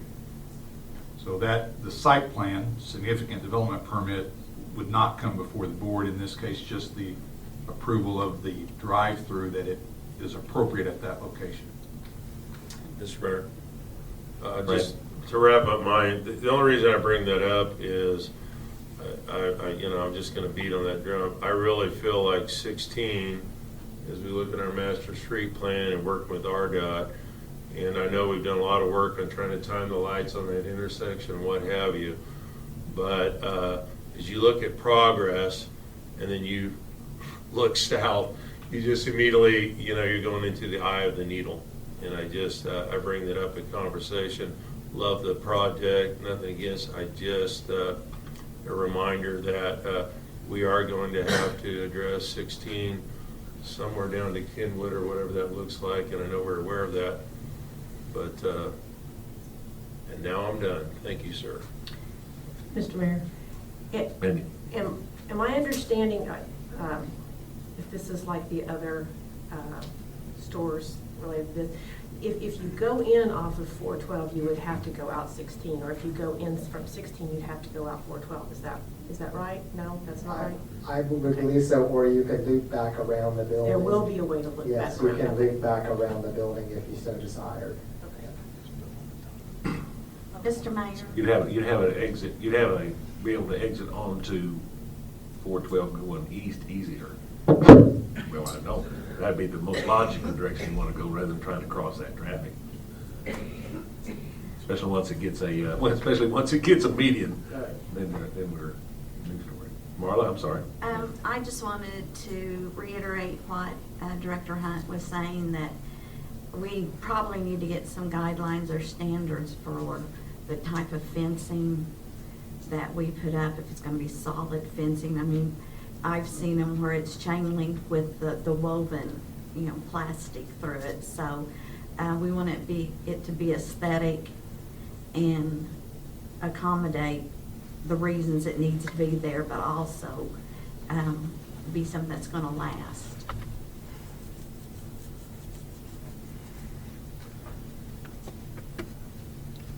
All right, anyone else? Mayor, I move we approve resolution number 0620, authorizing special use development permit for 2500 Highway 412, subject to the recommended conditions of approval. We have a motion. Do we have a second? Second. Motion and second. Is there further discussion on the motion to approve? Being none, we will vote on the motion to approve. Roll call.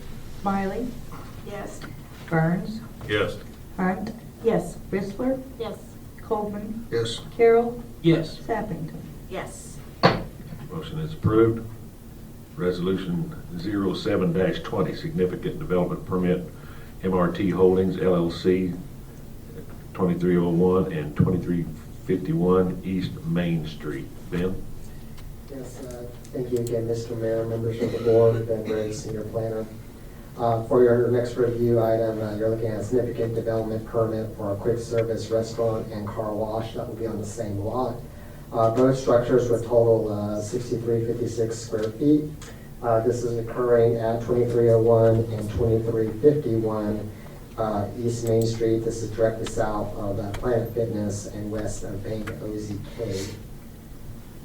Here you see the site plan. This is showing the proposed structure and parking area.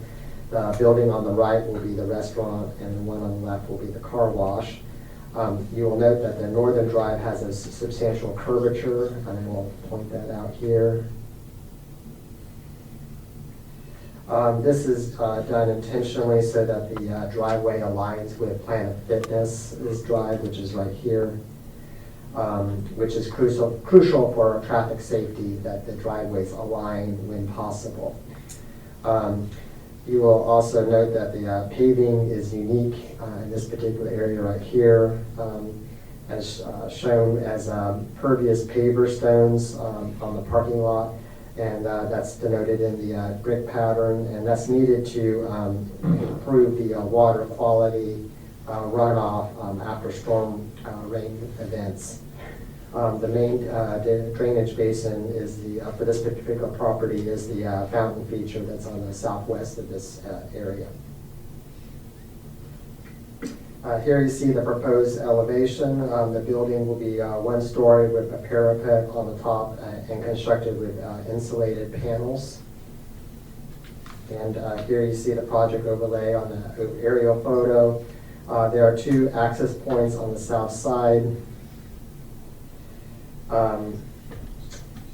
where customers wishing to travel eastbound will exit through the north and then travel through to either Southampton or North Progress Avenue. And I'll point that out. They'd either go like that if they want to travel back east, because this is a one-way that direction. Sidewalks are shown to connect to the building on the south side. And finally, this is the site looking to the north. This drive-through use does not need special use approval because it's technically not touching residential zoned property due to the separation of Ravenwood Plaza here that would separate the two uses. Staff and the Planning Commission are recommending approval. No conditions are needed, and staff is available for any questions. Thank you. Thank you, Ben. Any comments from the audience? Mr. Mayor, Yes. members of the board, I'm Scott McLean. I'm here representing the development.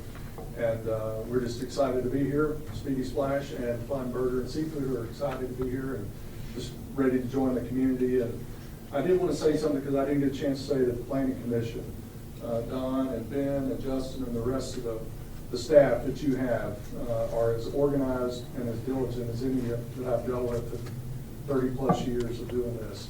And that's from Alaska to the Caribbean. So you should be very proud of that. And I hesitated to say that in advance, thinking you might want to believe I was trying to garner some favor, but I am trying to garner some favor. So I'll be here to answer any questions you might have. Well, thank you. Thank you. And we've heard several comments from some developers. They appreciate our staff, and they also like our one-stop shop up here just to the north of us, where you can get basically everything taken care of without having to run around and get to see the rest of our lovely city. We'll let you do that on your own time. All right, any other comments? And I apologize, if I realized you were here, I would have recognized you and asked if you had comments, but thank you for your comments. Any comments from the audience? Being none, I'll turn it over to the board for comments and/or questions of staff. Mr. Mayor, Yes. I'd like to make two Brad. comments. Number one, Philip, the gateway is working. Thank you very much. And number two, Amy is no longer on the board. It is not the asphalt she was looking for, but the permeable pavers are pretty darn close, so it's good to see that. So I'm happy that that's happening, especially after our IRWP presentation. Fantastic. Any other comments? Mr. Mayor. If not, I'll entertain a motion to approve. I just want to say that I'm excited for the companies coming. It's always nice when we have businesses that want to move here and want to do business with the city. I move we approve resolution number 7-20, authorizing a significant development permit for 2301 and 2351 East Main Street. Second. We have a motion and a second. Is there further discussion on the motion? Being none, we'll vote on the motion to approve. Roll call? Burns, Yes. Hunt, Yes. Whistler, Yes. Coleman, Yes. Carroll, Yes. Sappington, Yes. Smiley. Yes. Motion is approved. Next is Resolution 08-20, Significant Development Permit, Roads Development Company, LLC, 3500 block of Highway 412 East. Ben Rhodes. Yes, thank you, Mr. Mayor and members of the board. For your next item for your consideration is another significant development request. This one is at 3500 Highway 412 East. This is the vacant lot that's immediately to the east of the new Popeyes restaurant. This request is to construct a 6,800 square feet retail tire store. Here is a site plan showing the proposed building. It is identical pretty much to the orientation of the Popeyes property. Customers would use the same shared access drive as they're using today for Popeyes to access the tire store. Vehicle bays will be on either side of the building that will face either to the east or west. And here, to illustrate that, is the elevation view, the office area being along the front. This is the Highway 412 side, and then, of course, the vehicle bays on the back of the building. And then here is the slide that will show how this facility will fit and scale with the environment around it, pretty much in line with the Popeyes project. And then here finally is the drone. This is looking to the south. The building will be right there where I checked that. Staff is recommending approval without any conditions. Then none are needed, and we're available for any questions. Thank you. Thank you, Ben. Any comments from the audience? Being none, I'll turn it over to the board for comments and/or questions of staff. Mr. Mayor, Yes, Marla? I had a question for Ben. The shared driveway entrance, is that going to eventually become a street? It won't become a dedicated public street. It's considered a private drive between the different developments that would access it. Carol? I'm glad to see the shared drive because I am concerned about all of the cars turning one way or the other. I'm mostly concerned about turning against the traffic. What is our requirements? Isn't there so many feet between drives? Do we have that requirement on the highway? Yes, I didn't know. Yeah, yes, ma'am, we do, and it's one for, I believe, 300 off the top of my head, but we already do have ability to do a shared drive. We are always mandating that because of the safety issue. Right. Access management, where you try to limit the number of drives that tie onto the highway. But you thought it was 300 feet between? Yeah, I mean, I can get that. That's okay. Yeah. I was just curious. Thank you. Any other comments, questions? If not, I'll entertain a motion. Mr. Mayor, I move that we approve resolution number 8-20, authorizing a significant development permit for the 3500 block of Highway 412 East. Second. We have a motion and a second. Is there further discussion on the motion? If not, we'll vote on the motion to approve. Roll call? Hunt. Yes. Bristler. Yes. Coleman. Yes. Carroll. Yes. Tappington. Yes. Smiley. Yes. Burns. Yes. Motion is approved. Next is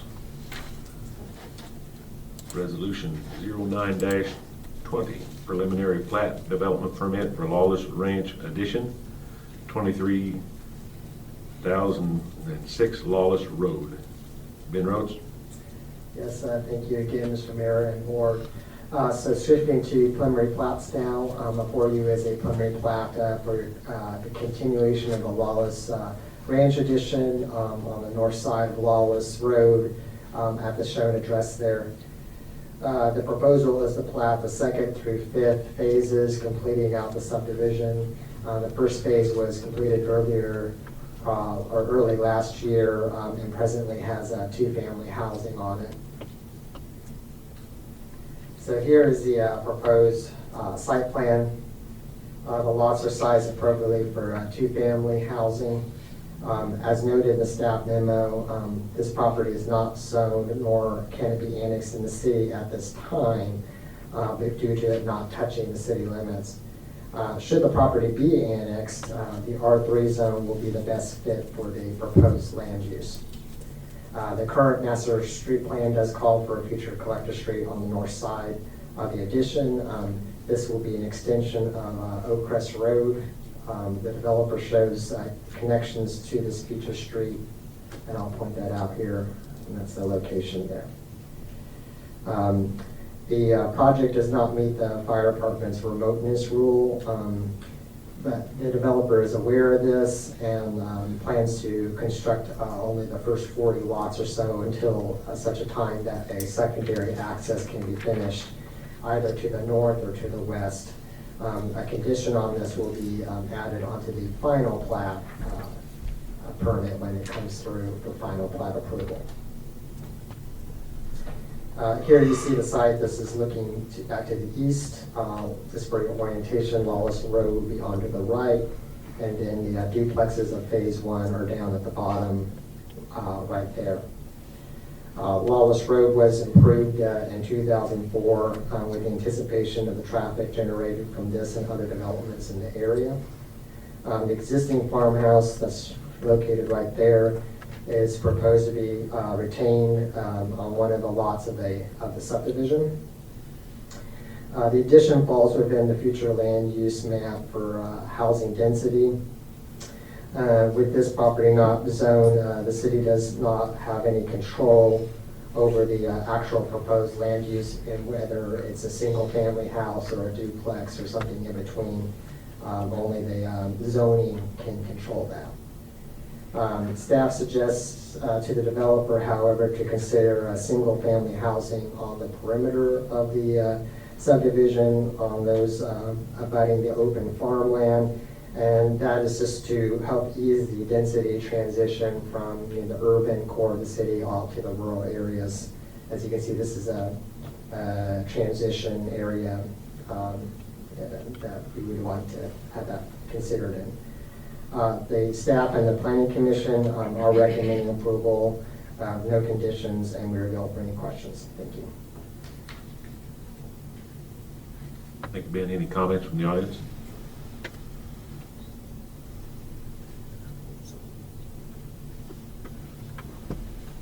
I knew we had some guests here tonight that were interested in this, and maybe one of the other ones or some of the others, but This is Susie Gilbert, Don Hill Road, 14657 Don Hill Road. As you can see, our pond and those electrical lines are on our property. And that road is going in there somewhere. I'm not sure where, under those lines. because the lines are actually in the pasture in front of my house. So where would the road be? Ben, why don't you step up and just go back to your thing, show.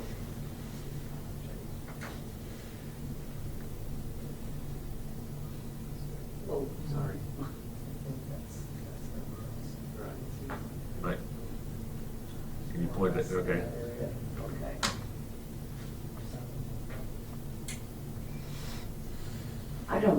I know what everybody says about coming to talk to you all. It is pointless. There's no, I've explained it all. That's our pond, that already, all of that coming on to the west floods terribly. But I've said it all, and there's not much point in saying it again. Well, as Susie, as we've expressed, one of the things is when it's outside the city limits, our hands are tied. We can do as much as we can, legally do, but other than that, we can't, so. Somebody told me, though, that if it's in the master plan, it's not outside of your jurisdiction, the zoning. That's all I know. We want to address that. The city cannot zone beyond the city limits. The But it's state, part of the master plan is that road. I know I've seen that on so the master plan. the zoning, again, the city can't zone beyond the city limits, and the zoning allows the city to control the specific use. The city can create a master street plan beyond the city limits and create a comprehensive plan, land use plan beyond the city limits. The land use plan is a guide, it is not the law. And in this case, there's, I think, Ben, you said this particular property has got 2 land use designations, medium and low density, and you've kind of averaged out the 2, if I remember.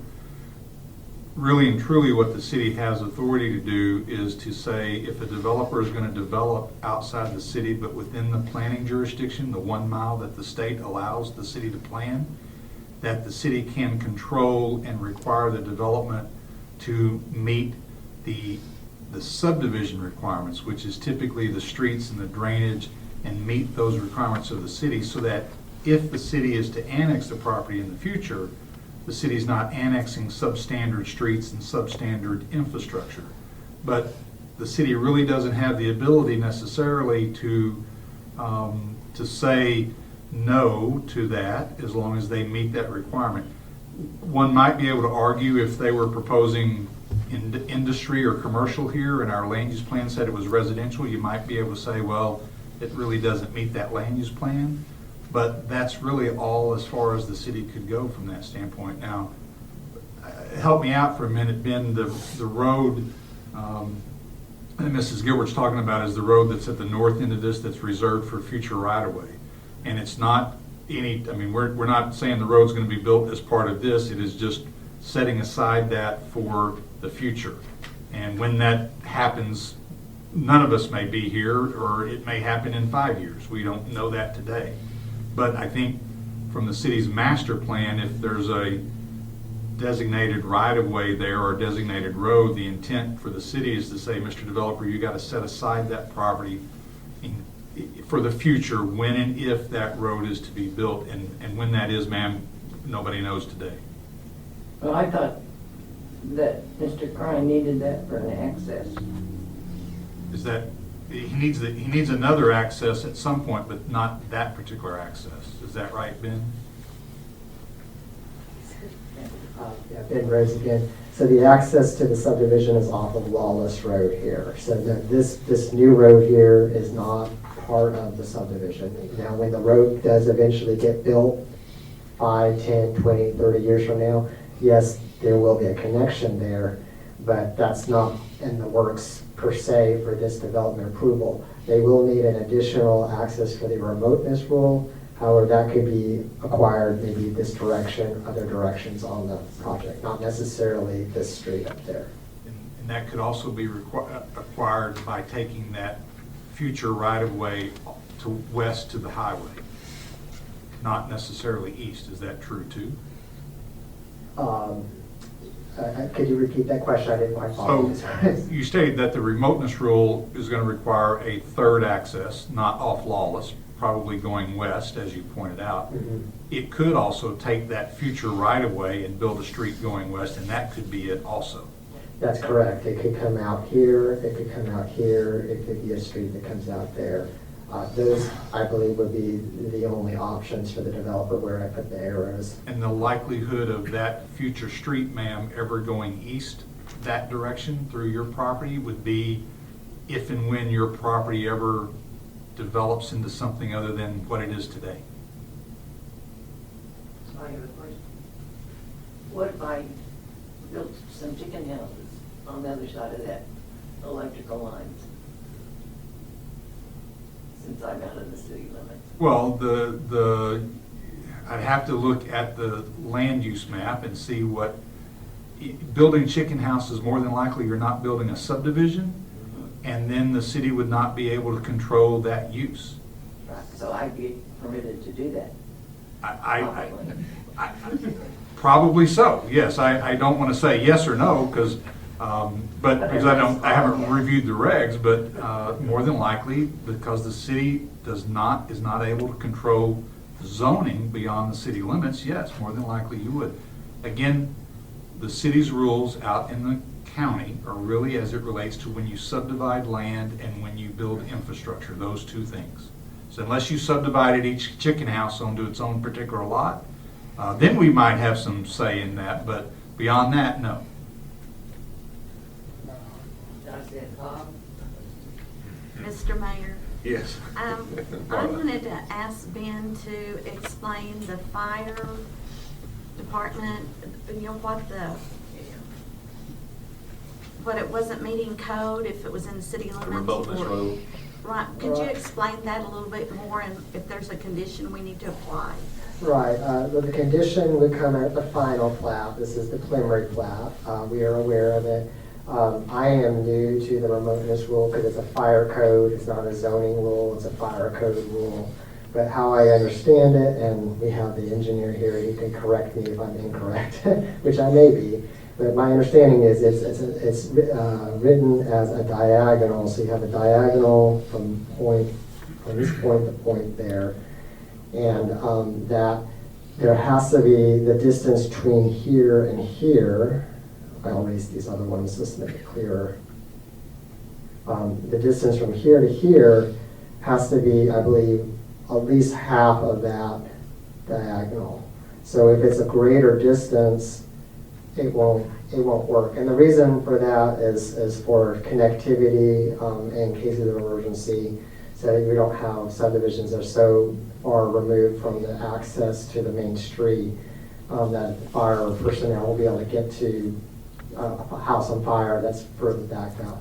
I believe I explained that correctly, but if I didn't, I would invite Justin to come through and correct me. You convinced me, so it's. He's nodding approval. And Ben, could you stay up there for just one other second to take that a little bit further? When it doesn't comply, there's an allowance to only build so many houses, but you can't go beyond, and I think that's 30, or I don't know that number, but there's a limit on the number of structures, and that's the condition that would come in with the final plat. That's correct, because you can't build the houses until the final plat comes in anyway. And so that's when we put the condition at that point, yeah. Thank you. Mr. Mayor, are we still in public input time? Are we still in public input time? We are, yes. Okay, so I wondered, yeah. We're kind of bending the public input portion here. I We're just kind of wanna make blending. sure We're in a there's not blended other people have section something right to say now. before I say anything. All right. If there's no other questions or comments from the audience, then I'll turn it over to the board for comments and or questions. Are we all through? Okay, thank you for being here. Mandy? Okay, I do have a comment. Thank you also from me for being here, and I very sorry that you and others in the city have felt like you're not here, you're not heard when you're at the meetings. I know we try to hear what you're saying. I know we can't always do what you're asking, and that's the unfortunate part for us. And we've had this discussion with Lawless residents over another project out there. I'm not sure if it was the first phase, because I didn't think Crane was the developer of the first phase, but it was another phase of that, okay. When I saw in the recommendation from the staff that there were concerns expressed at the planning commission meeting, I did watch that video so that I was able to just determine what some of the concerns were, and I heard that there were issues with the water and flooding, speeding on Lawless. One resident said he was concerned about his property and wanting some fencing around it. I think I heard Mr. Crine address some of those concerns, wanting to be a good neighbor, so I don't know him, but I'm going to trust that he's going to try to address those as best he can as the developer. I also heard our attorney's comments, and they're just a reminder that our hands are somewhat tied in this, and that's where it gets difficult. There is the one issue that was brought up with the speeding on Lawless, which is a concern with greater impact on traffic there. So I'm just wondering if there is something the city could do as far as that road's concerned. I understand it's not part of city property. Is any of Lawless, is the south side of Lawless city property, or the road south of it? Okay. Sometimes it does help to even just put the stealth radars up just to see what the speed is along these roads. And I wonder if that might be helpful at some point, as close as they are. That's very, very little. I know it's not what you're asking, but is there anything like that we could do? If the board chooses to direct staff to put the stealth radar up on streets that are outside of the city and take our resources beyond the city limits, that would be that I believe that would have to come from the board. It's to have city resources out there beyond the city limits. I think we have many streets in the city that we use that resource on, but if that's the wishes of the board, we'd be happy to do that. I don't think that's a call that I would want to make, because it is a city resource that in some view would need to stay within the city limits. So that would have to come in the form of a motion at this or a future meeting. Mr. Mayor? Brad? Well, if you do one or the other, please choose poultry over swine. That would be my encouragement. I don't want to take resources out of the city. We've hashed this out. We've had a great turnout from Lawless Road. It's not my ward. I met with some folks out there that I've known for a long time. And they are adamant about not coming into the city. And so it's that freedom, it's that choice. Unfortunately, there's a crowd that thinks we're going to have a housing boom like we had back in the heyday, and then this whole world's going to collapse. So that's another fear out there in Siloam. The real truth that is happening is we've just seen what we've approved on 412, which is basically identical to 412 East. Almost everything we approved is now coming over here. You start seeing it at Tawnytown and Springdale. Siloam is growing. I can't beg you, I can plead, I can ask. As a board member in Ward 2, it won't affect me, but the large board members and the ward member there is that the only way we can truly impact the future growth of Siloam is through annexation. And the cheapest way to do that is open land. And that's the only way to control your neighborhood. It's the only way to make it right. I'm not a fan of that first phase development. I did not like the road that the fire department has to use. I didn't like any of that. Having said that, this is where we are today, and that's in the past. I just wish folks could get together. I don't know, because I'm not a super intelligent human, but I would say it'd be easier to annex that area than Dawn Hill, as an example, which is another, it's another fight out there still. So I just encourage this is going to happen, and protect your land is going to be through annexation. Thank you. Mr. Mayor, Yes, Carol? I move that we approve resolution number 09-20, authorizing a preliminary plat development permit for 23006 Lawless Road. Do I have a second? Second. Motion and a second. Is there further discussion on the motion? Being none, we'll vote on the motion to approve. Roll call? Whistler, Yes. Coleman, Yes. Carroll, Yes. Zappington, Yes. Smiley, Yes. Burns, Yes. Hunt. Yes. Motion is approved.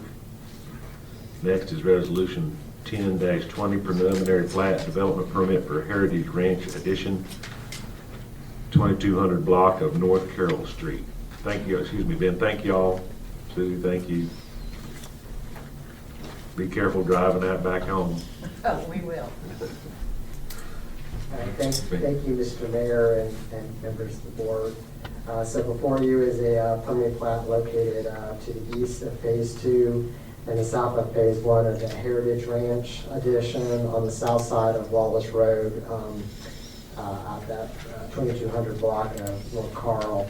This is pretty much, as the crow flies, due south of the last project that you just reviewed. The proposal is to plat the third phase, completing out the Heritage Ranch subdivision. The project is a resubmission of Phase 3, which was approved by the board in 2016. However, now that phase is expired due to a lack of work progress, and in addition, the proposal changes the lot configuration and street layout from the 2016 plan. So this is the proposed site plan. The lots are sized appropriately for single-family housing in the R2 zone. The lot sizes are slightly smaller than the earlier phases. However, most of these will be tucked behind the existing houses. The detention basin is existing on the southwest corner of the site and is sized correctly for the whole subdivision. Staff and the commission are suggesting one condition, that a lot line adjustment be agreed by two homeowners, and I will point those out. This one and this one. This is needed so that the houses meet their side on corner setbacks once this new street is constructed and accepted by the city. So the excess of land on either side of the Dusty Lane right-of-way will be deeded to the adjoining lots, giving the land needed so that the houses there meet their side on corner setback, which is a greater setback than a traditional side just with a lot line. When you're side to corner or side on the street, you have a larger setback. So this lot line adjustment will be accomplished through the final plat of the subdivision. But we want to make sure the homeowners are aware of this and agree to it before we proceed forward with the construction. Here is the drone. This is looking to the south. Autumn Glen Addition is to the back there, and then you have North Carl on the right. And then Allen Elementary is way back there in the far part of the picture. So the new street would come out on this street right here, and then the two houses I mentioned are there and there. Staff is recommending approval with the stated condition in the staff report, and we are available for any questions. Thank you. All right, thank you, Ben. Any comments from the audience?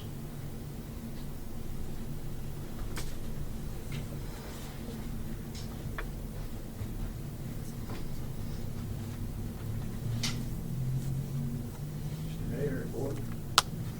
My name's Gerald Powell. I live at 2403 Heritage Ranch Drive. That house on the extreme left there, that street is my house. I contend the proposal is not appropriate because in fact, that whole 18 acres there came before this board on January 3rd, 2017, as a recommendation for the planning staff that whole 18 acres would be taken into and annexed into the city. And at that time, with the future proposed zoning, upon annexation, will be R1, not R2. You approved that unanimously, you're supporting that. From that point on, that 18 acres was R1, not R2. And at that point, because it became your vote, it basically was a directive to the planning department to change the zoning maps. That never happened. So, we're coming to this point now.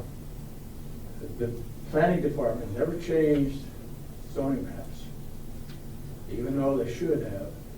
So, once it became accepted in that resolution, then the next thing they had to do was apply for annexation. Mr. Roth did that, and he applied that for, don't have the date down exactly, but it was a couple months later after this meeting. He applied that at the time he was proposing phases 2 through 4, and they're all on R1 type lots. He applied for annexation with no changes to the zone request. So that was zoned as R1 at that time. Then the board had to request or write an ordinance to tell the county that they're going to take over this land. That ordinance was done, drafted, but also because the zoning maps had not been changed, the planning commission, not the planning commission, the planning department did not make changes to the zone as you had directed it to. So that when the ordinance was written, it was 1710, it was drafted and it referenced in a location of where this would be based on the old zoning map that said that it would be zone R2, because everything out of the city basically has a default zone of R2. And if you look at that proposed zoning map, it's all outside city is R2. So by default, the board has to make changes to that R2, and that's what they did this time. You guys said it would be R1, and that it would have to come into the city. And at the time it came into the city, it would be R1. So now my contention is, what they're showing here in this resolution 1020 is they're asking that it be come in as R2, and Mr. Roth redrew the lots from an R1 side lots to R2. I contend R2 lots are not valid. You guys purposely made this an R1 zone. And therefore, you can't, and Mr. Roger, him and I have been communicating somewhat. I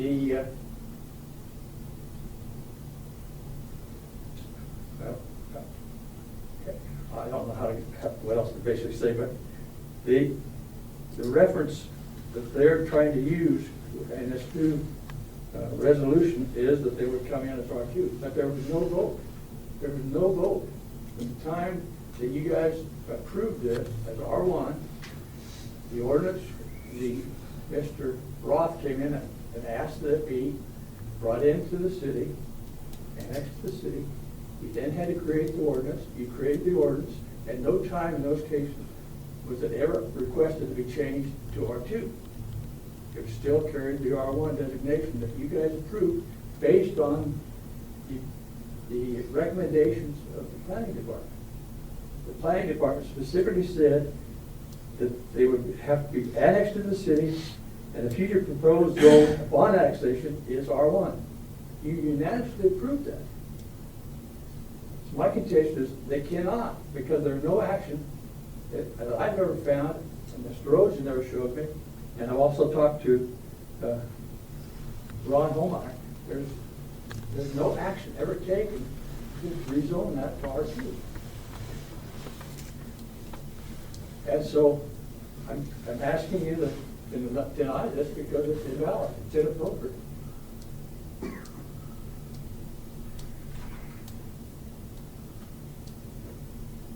Still just taking some detailed notes here.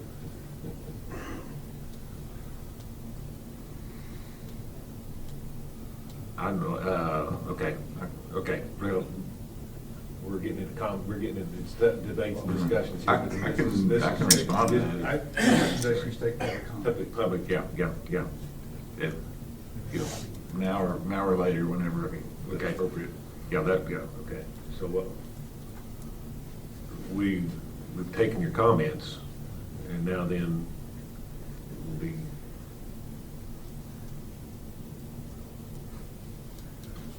is there any other comments first? Okay, any other comments? Okay. I mean, I can't answer that.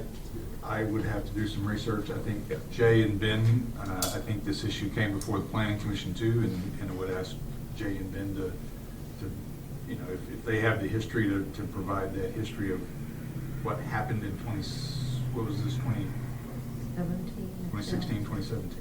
January 3rd, 2017.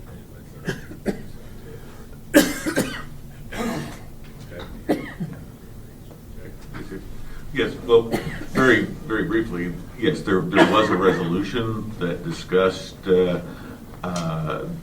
R1 zoning based on a recommendation of a potential use or of a potential development that never occurred.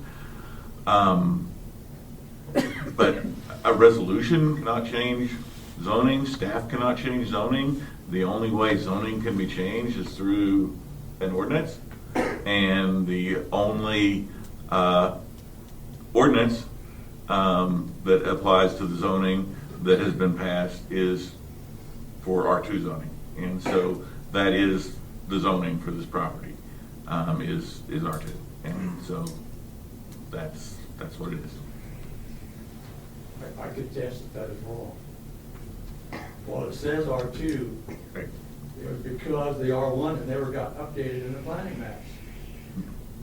Well, I don't want to get into a back and forth, but because it can't be updated, because a resolution cannot update the planning map, nor can staff. Only an ordinance can do that. And the only thing, it was just a resolution that talked about that. It was a recommendation, and that's all it was. There was never an ordinance to change it. It was only a resolution. That's all. Your resolution stated that it would come in as R1. But sir, Mr. Powell, I understand what you're saying, but what attorney is saying is, it was not an ordinance. It was not an ordinance. It was done by ordinance. But the ordinance did never change from the R1. The ordinance. It was done as a resolution, not an ordinance. No, you did a resolution, then you did an annexation, and then you did an ordinance. An ordinance for on 1710. What he said. Ordinance. The ordinance says 17, right? So Ben, can you? I'd be happy to clarify this. So there was a resolution 0317, and I will read the sole condition on that resolution. It was approved on January 3rd, 2017. The applicant shall annex the subject property into the city of Siloam Springs prior to final plat acceptance. No mention of zoning. So that is the actual text of the resolution. There was a reference to R1 in the staff report, but that was just stating that based off of the design of the subdivision at that time, R1 generally matched what they were proposing. It was not intended to say that R1 was mandated or conferred or applied to the zoning map in any way, shape, or form. The resolution doesn't even say that. It just says that it had to be annexed. Well, it was annexed later on, and when it got annexed through Ordinance 1710, The R2 zone was applied, which was right and proper because that was the default zoning. The applicant at the time who requested the annexation had every opportunity to say they wanted R1 if they chose to do so. They did not. So it came in as R2, and furthermore, the future land use map, which we know is what guides zoning, states that R2 is appropriate at that location.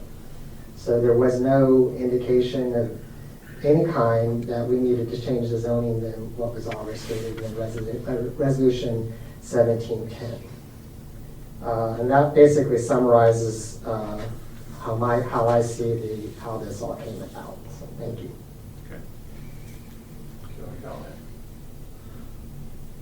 I will allow that. No, yes, sir.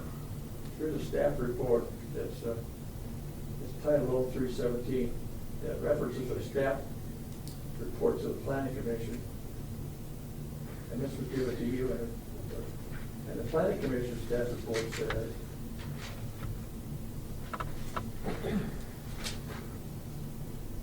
the city has requested that this development, phases 2 through 4, be annexed into the city prior to the final plat acceptance, at which point it will be formally subdivided. The future proposed zone on annexation is R1. That's what you accepted. And that became an attachment basically to Resolution 0317. And since that time, there's never been a request by anybody to change it from R1 to R2. He's not showed me that. Mr. Bohmeyer's not showed me that. And we went through this with multiple people. And nobody has found anything where it was rezoned from R1 to R2. At that time you accepted that, all the planning maps should have been updated so that when the ordinance was created, it did not have to reference an invalid planning map. That didn't happen. So you created the ordinance based on an invalid planning map, based on the fact that when you accepted this, you basically directed the planning department to redraw the maps to R1 for that 18 acres. Here's the report if you want. Mayor? Okay. Excuse me, Bob, go ahead. I'm inclined to believe it might be appropriate to table this resolution for the next meeting so that these details can be worked out. I don't think we're going to work them out here. We don't have the paperwork to do it. I'll make that motion. Mr. Mayor, I do have one, I would agree. But we with got that. a Oh, okay. motion and a second. Right, second. I guess where the question would be, with that motion on the table, with the motion on, then the discussion would be to the motion to table. To table until next meeting, which will give the staff time to check this out. Was there a second? I didn't. Yes. Okay, Right. all right. Yes, sir. Then that is on, that takes precedence, it is the motion on the floor.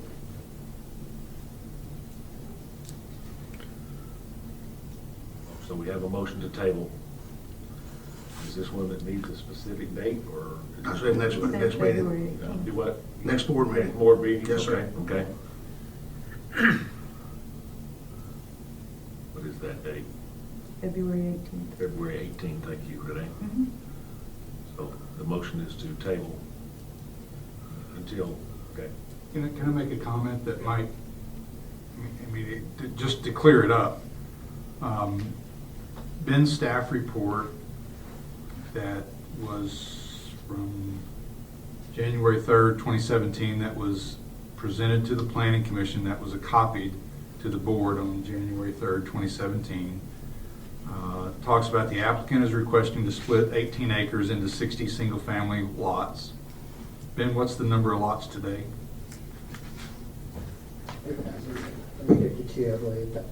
Hold on real fast.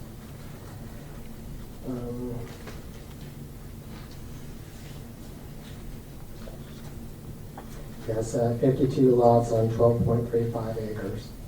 Okay, so 52 lots on 12 acres. And when you did this, originally it was 18 acres back in 2017, and it was proposed for 60 lots. And you did reference that the future zoning is R1. The westernmost street will be named Carl Street and so forth. I mean, it is clear in your staff report. However, it is very clear that Ordinance 1710, when the property was annexed, it was zoned R2. And you're welcome to table, and we can put this together in a staff report and present this to you. But that ordinance takes precedent over anything else. And if the property is zoned R2, once you zone property, you have now given the developer those entitlements of that zoning. And you can choose to rezone the property, but they have that entitlement right once you have zoning to propose whatever uses are allowed in that zoning. But the ordinance is very clear that it was accepted for annexation and zoning as R2. So there was an ordinance? There was an ordinance, Ordinance 1710. If you give me just a second, I can hopefully pull that one up too. Ordinance 1710, adopted by the board on May 2nd, 2017. Section 3 of that ordinance says the zoning map is hereby amended to include the property within the R2 zoning district. Actually, is amended to include within the R2 zoning district the above described territory, and the above described territory is the property here that is being in question, and assigning it to a ward. So, Mr. Mayor. The ordinance was very clear. I think there may be something between January of 2017 and May 2017 where the applicant didn't ask for specifically R1 zoning, and it's been stated, I think our ordinances say if they don't ask for a particular zoning, it automatically comes in as R2. That's what our code says. Yeah.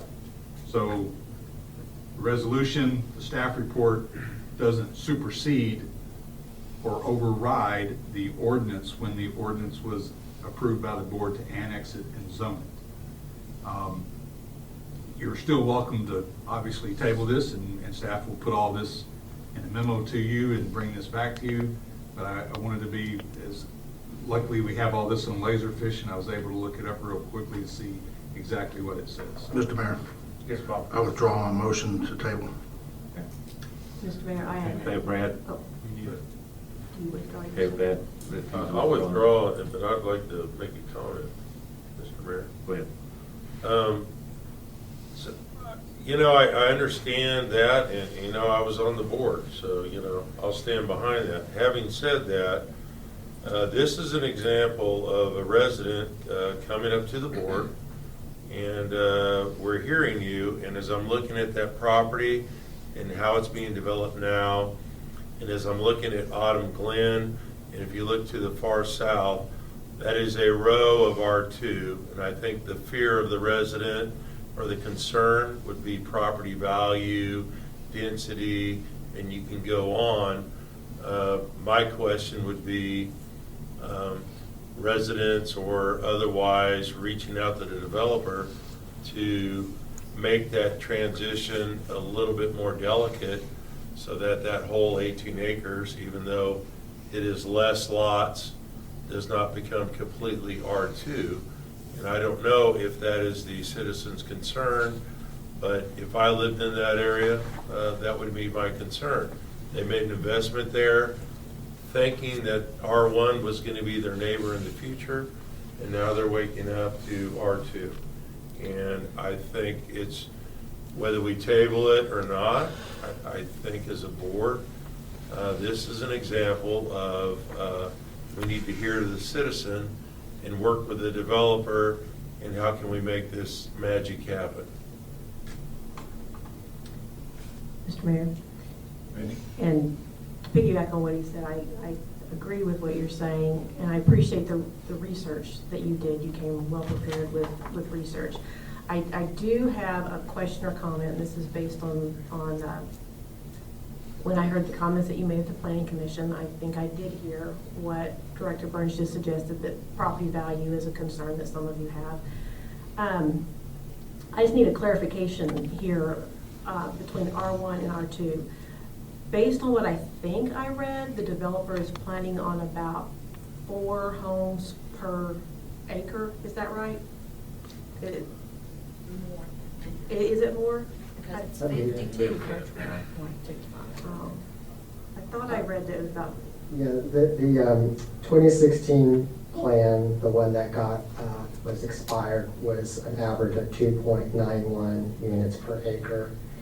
With the current density, it's 4.21 units per acre, so this is an increase of 1.29 But from the still 2016 to 2. 4 homes per acre. 4.21 per acre. Yeah. So it could be 5? Depends on the house lot. Well, I've taken the total number of lots and the total acreage, and when you divide that, you get 4.21. So just slightly over 4 units per acre. Okay. It's a decimal because you're looking at total lots and total land, and it's an equation. But you're right, in practice, it would end up being 4 per acre roughly. Well, and as I look at the zone district standards, I see that R1 does allow 4 units per acre, right? So even if this were still R1, he could still put 4 houses per acre, right? As opposed to R2 being 6, but it sounds like he's not going quite up to 6. Correct, yeah, the main difference between R1 and R2 is that R2 has a 7,000 square foot lot, R1 is 10,000, so it's a minimum 3,000 increase on the minimum lot size between R1 and R2. And I do understand residents in the area thinking that one thing is going in and then that kind of being switched around, but so. Mr. Mayor, got a comment? Come on, make a comment. Yes, sir. The big issue that most of us have is not really property values, but the character and nature of the subdivision. There's not a single home in the R1 or in the first plat or the second plat, not a single home that will fit on this 60-foot wide zoned, because he's taken the minimal in his drawing. He's taken the minimal requirement for R2, and that is basically a 60-foot width lot, which only allows a 44-foot width home, and there is not a single house. You're just bound to Not a terminate. single Not that, house like that. in the current subdivision, in either the phase 1 or phase 2, don't fit on a 44-foot lot. So you're changing the whole character of this subdivision. And Mr. Roth has proposed what a 44-foot lot house is going to look like, but it's going to be a skinny, long house. They can, because it's 6,000 square feet, and you can build on 40% of it. They can put a house up to 2,000 or plus square foot on there. But we're not arguing about that. We're arguing for the character of the subdivision. It shouldn't be 60 feet. Even the Roush Coleman homes on the other side there are on 72-foot lots. You could build a house of over 50 feet wide. That includes the garage. So basically, the Roush Coleman homes are zoned R2. All of the phase 1 and phase 2 basically are houses that are on R1 lot size lots, which are 80 feet wide minimum. So basically, what we're asking for is we want the character of the neighborhood to stay the same. We don't want a house that's 44 foot wide and looks nothing like the rest of the 2 pages of the subdivision. And it's immaterial about, nobody's arguing about property value. We're arguing about keeping the character of the subdivision. And so, and that's the argument we're trying to present. And by the way, many people came to us and said, what can I do? This is all being, there's a website called Nextdoor, which has neighborhoods within Siloam. I regularly post to that Nextdoor on what you guys are doing, what's happening, and what I know today. So most of the people are keeping up with what is happening here on Nextdoor. So, but the issue is, we don't want a 44-foot width house. We want a 50 or 54 or something like that. And the Coleman homes are doing that. But they're also about 70 feet wide. And they are filling R2. Mr. Powell, is your house shown on that drone shot there? House what? Is your house shown on that drone shot behind that you're looking up there? Yeah. Is your house on there? Yes, it is. Ben, can you point out for us? Yeah, it's this house right here. I'm not seeing it. Oh, is it up there? There it is. Up above where the proposed road would be going in there, Ben? There on the east-west side? You got it. Yeah, okay, I see. Oh, there, over on the left, okay.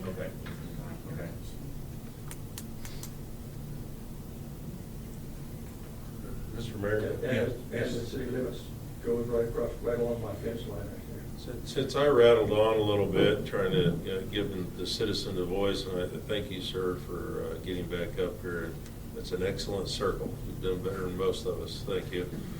The only thing I could think of in my ward, and by the way, Director Hunt has a lot on her plate right now. I can feel her thinking. Her pad's even talking to her. That's how well she's thinking. But I think of Ravenwood.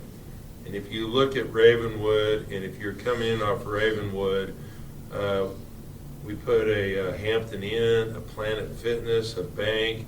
We're now putting development in front of it. But as you enter in, you also get into a lot of duplexes that come into Ravenwood. Cul-de-sac duplexes, and then they transitions. And their transition, there's a little higher end homes as you look off to the east, you drive through there. And then as you start coming back to the west, you have the houses kind of get smaller. But that is a good example of when I'm looking at development here, that what has occurred and it's transitioned well. I know that's probably not going to appease you or help you at all, but when I think of a development that's complete, and then off of Country Club, as you exit off of Ravenwood, specifically Montclair, that has also had a traffic control issue or a speed issue, and the city addressed that because that's in the city, and that's what we do with city resources. But now we're also tying into another area that is similar to you, because we also have duplexes across the street and developing into residential R1. That has developed well. R2 and R1 have married well together. I would encourage you, and you may have already, maybe take a look at some of those areas and see how they've meshed and the character flows in those established neighborhoods. To tell you the truth, I don't have a problem with R2 as a zoning. I just have a problem with a 44-foot width of a house. Because that's not the character of any of them. All these houses, these are all about 2,400, 2,500 feet down in here, square feet. Then you get over into here, they're all approximately that. These two houses are about 1,700 to 1,800 square feet, and my house is about 1,800 square feet. I have no problem. We don't have a problem with the 1,700 square foot houses. Mr. Roth has a covenant, I think they call it, on the first phase of this subdivision. And that covenant basically says that he will build 1,700 square foot houses and bigger. that covenant only applied to the first phase. But Mr. Roth, when he sold these houses over in here, which are all on 2,500 square foot, all right, and range in price from 209,000 to 300,000. He told those people that he was going to, in all of this land, the phase 2 and the phase 3 and phase 4 land, that the houses would all be 1,500 square feet and above. And so when these guys closed over in here, he gave them those covenants of the phase 1. And phase 1 was actually done by Lassiter, I think. But Mr. Roth has said that he would honor those covenants. And he gave, at closing of these people that bought in this R2 area, he presented those covenants as a commitment that he was making that this whole area would be housed at 1,700 square feet and above. And I know that has nothing to do with you guys because you go by zoning. But it does have to do with us that buy the house and what he says, how he's going to construct it, what he's going to do, what square footage is. But Mr. Roth is a fine building. I don't have a problem with it. We just have a problem with the character of this subdivision. In fact, if he would have came over here and did exactly what Autumn Glen has done with the Coleman homes and made a 74 or 71 or 72 frontage house, so he could build a house at 50 feet wide or more, where the character of the subdivision wouldn't change, you wouldn't see me here. You wouldn't see any of us here. We don't have a problem with the R2. The problem is we can't argue that. We could argue based on the commitments you made and voted on that this whole 18 acres was and is R1. That's our argument, because that's the only argument we got that's legal. Mr. Mayor? Chair, Jay? Okay.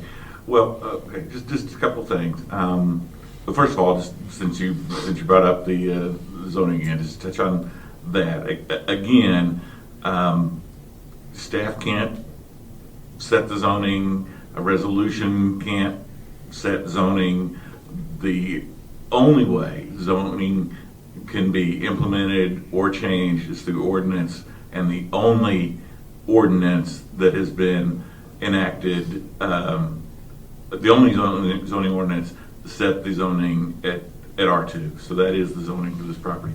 The other thing, just so you're aware and the board is aware, when it comes to the character of the neighborhood, since you brought that up, I just want to call your attention to a Supreme Court of Arkansas case, and you're welcome to read it yourself. It was decided back in April 4th of 1988. It's Robert J. Richardson versus the City of Little Rock Planning Commission. It's case number 87-194. And it's kind of a lengthy case, but the gist of it is that if a developer demonstrates that they meet the minimum standards that's set forth in a city's subdivision ordinance, that it is illegal for a city to withhold a development permit at that point. So I guarantee you that the board members here, they hear you, and they can have all the sympathy in the world for your position, but staff has looked at this application and they've determined that it meets the minimum requirements. The planning commission has reviewed it, determined that it meets the minimum requirements, and that being the case, like I said, again, they can have all the sympathy for you in the world and the character of the neighborhood and so forth, but if they vote to withhold this permit based on criteria other than what's contained in our subdivision ordinance, they would be violating the law and their oath of office. And that's what it comes down to, the bottom line. And so I just want you to understand that, and our board members to understand that it's not a matter of you not being heard or anybody else that comes forward not being heard. And so, and sometimes it's a difficult box for, the board members and staff and everybody involved to be put in. But that's the reality. And again, it's a difficult situation, but I just want you to understand that, and that's where we are. Well, I take exception a little bit with that, with Mr. Wade, because when you met in January over the resolution based on the planning department, that this would come in, and this was the resolution, but this would come in as R1, and after the request that they passed, at that point in time, the fact that you said that it would be coming as a resolution, and it came from the planners themselves, at that point in time, when you passed that, you basically directed the planning guys to go redraw those maps. That was a direct direction to the planning guy to go redraw the zoning maps to reflect what you had just voted on and approved. And you approved that it would not be R2. You had planning maps, what, the 2030 planning maps? And all that shows R2 because that's the default.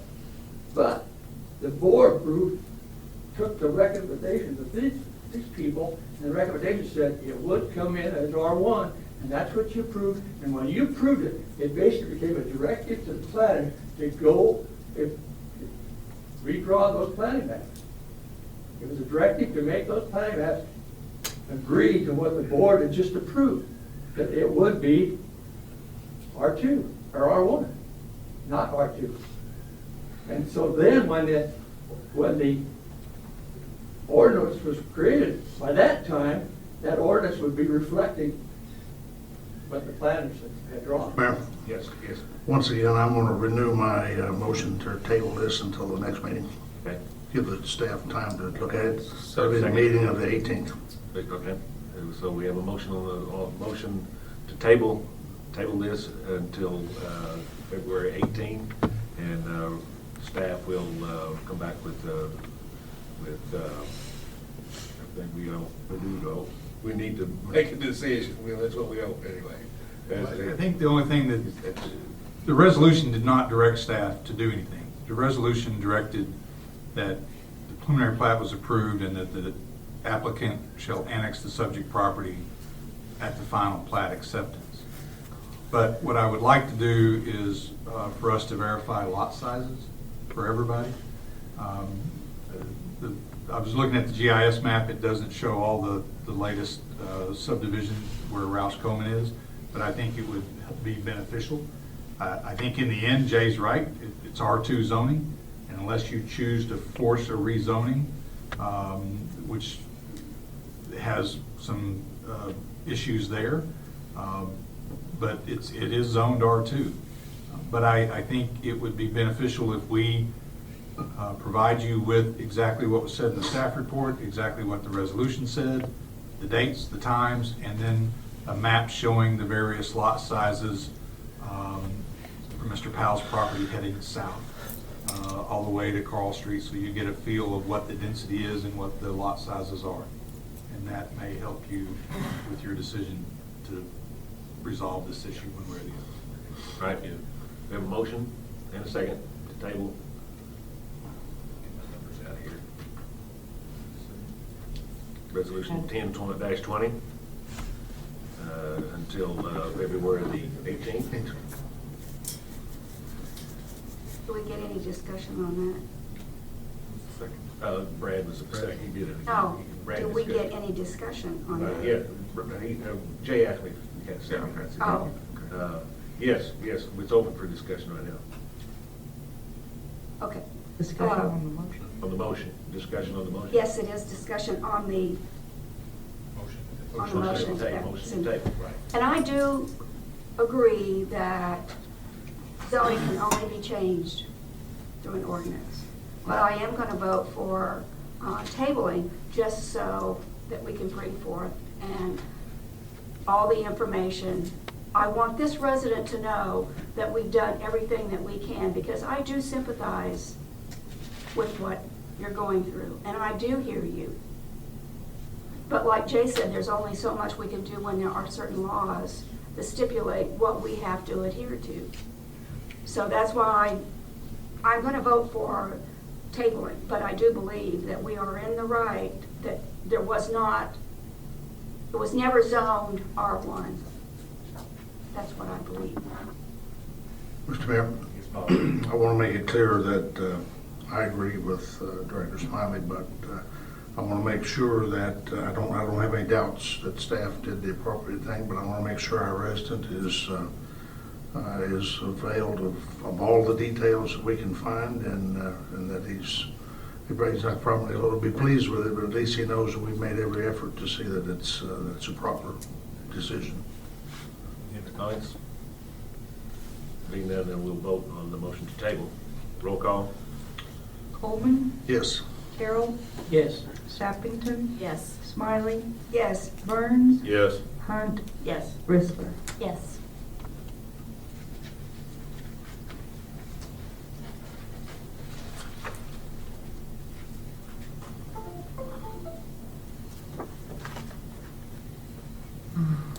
I'm making myself a note here. All right.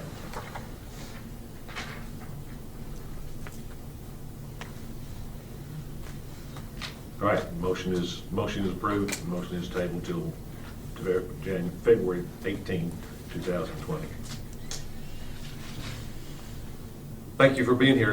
As you say, as you can see, Mr. Powell, they're interested in trying to make sure that we get this.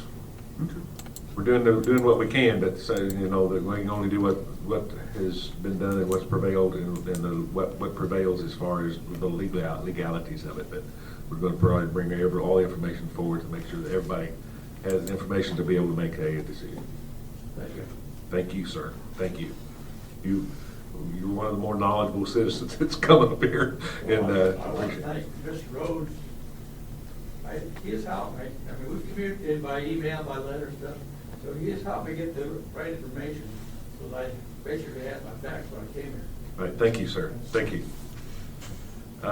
Next would be Resolution 1120, preliminary plat development permit for Reagan Court Addition, 3900 Highway 412 East. Yes, thank you, Mr. Mayor and members of the board. So this is your final preliminary plat for your consideration this evening. This is called, as the mayor stated, the Reagan Court Edition. It's the first time that this has been looked at. There's not been any additional or earlier phases of this. The site is located directly north of Grandview Estates and east of Eastern Hills Edition on the south side of Highway 412. And it is to create 29 two-family lots, of which one will be a detention basin. This will yield 56 dwelling units. A staff report states the property is not zoned. However, unlike the Lawless Ranch Edition, this one can be annexed into the city, and this is the first staff suggested condition. Here is the proposed site plan. The lots are sized appropriately for the two-family housing upon annexation. Second staff condition relates to the number of units permitted on a no-outlet street. So even though this is not a cul-de-sac, it technically is considered a no-outlet because this street down here dead ends into a field. So they are limited to no more than 30 dwellings until such time that the secondary access is created. And I would like to point out how that would work. This is on the left, you see here, this is the proposal, the Reagan Court Edition. And then on the right, we have the approved Grandview subdivision. And so this connection will go all the way through here and then tie into the new subdivision and come all the way down to Kenwood, like that. So when that happens, then it's no longer a no outlet situation, and you can do as many units as you would like. And then here is the drone view. I put in the subdivision names here for reference, so you have Grandview in the back, but the subdivision will basically be put in this area right here. So staff is recommending approval with the two conditions, that being the annexation and the limiting of no more than 30 units until the secondary access. With that, staff is available for any questions. Thank you. Thank you, Ben. Any comments from the audience? If not, I'll turn it over to the board for comments and or questions of staff.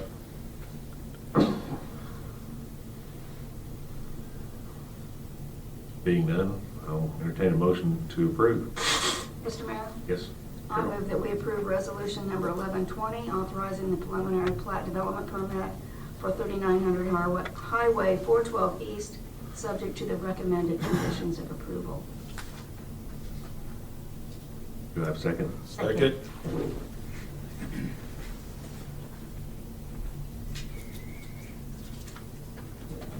All right, we have a motion and a second. Is there discussion on the motion to approve? Being none, we'll vote on the motion to approve on resolution 1120. Roll call? Carroll, Yes. Sappington, Yes. Smiley, Yes. Burns, Yes. Hunt, Yes. Bristler, Yes. Coleman. Yes. Motion is approved. Thank you. Philip?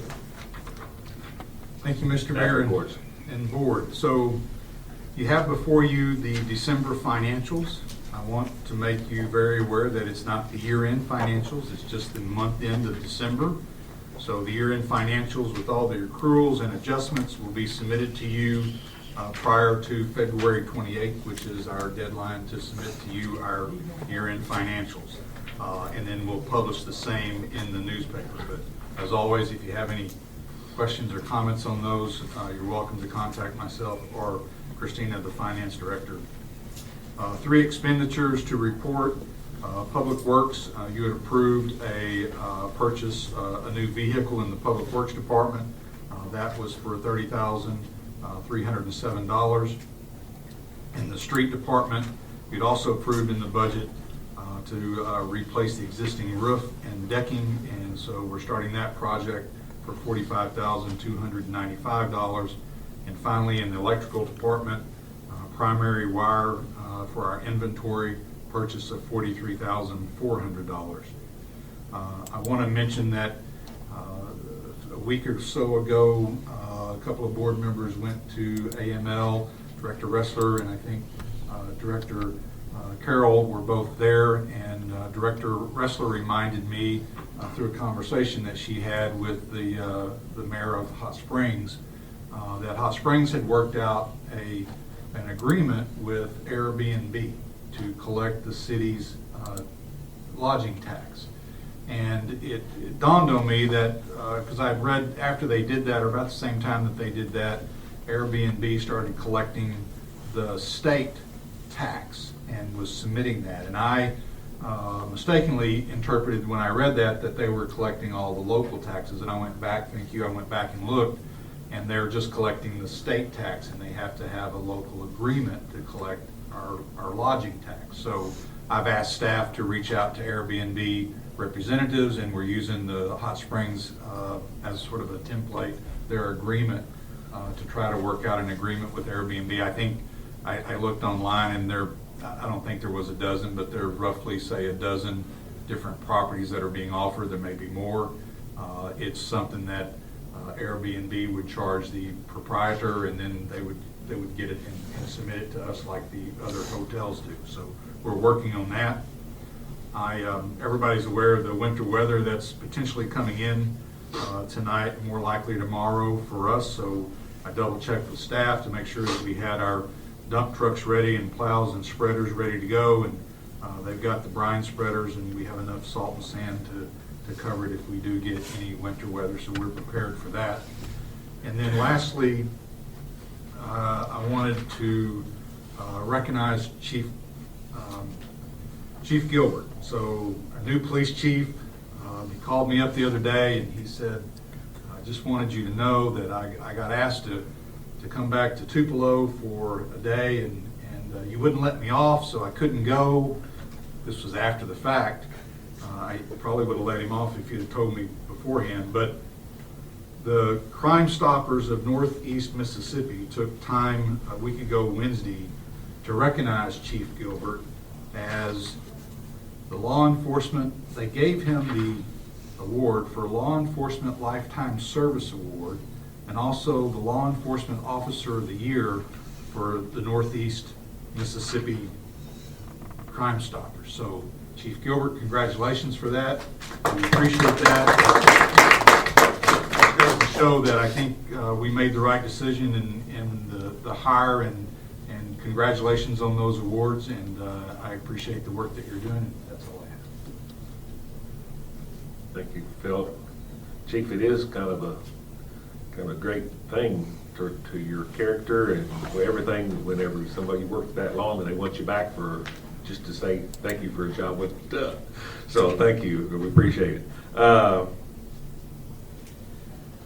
Attended monthly meeting for the American Legion the other night, and apologize to them for missing a four chaplains ceremony out at the Assembly Church. Your mayor fell asleep and did not make the meeting to do his proclamation. So I gave him the proclamation last night, and while I was there, we wanted to make sure everybody knows that if you are in need of an American flag. Oh, by the way, they're working with the electric department to get, as soon as the poles are up and placed, they're going to get our flags back out on 412 because they're anxious to get that going again. But we had so many poles down.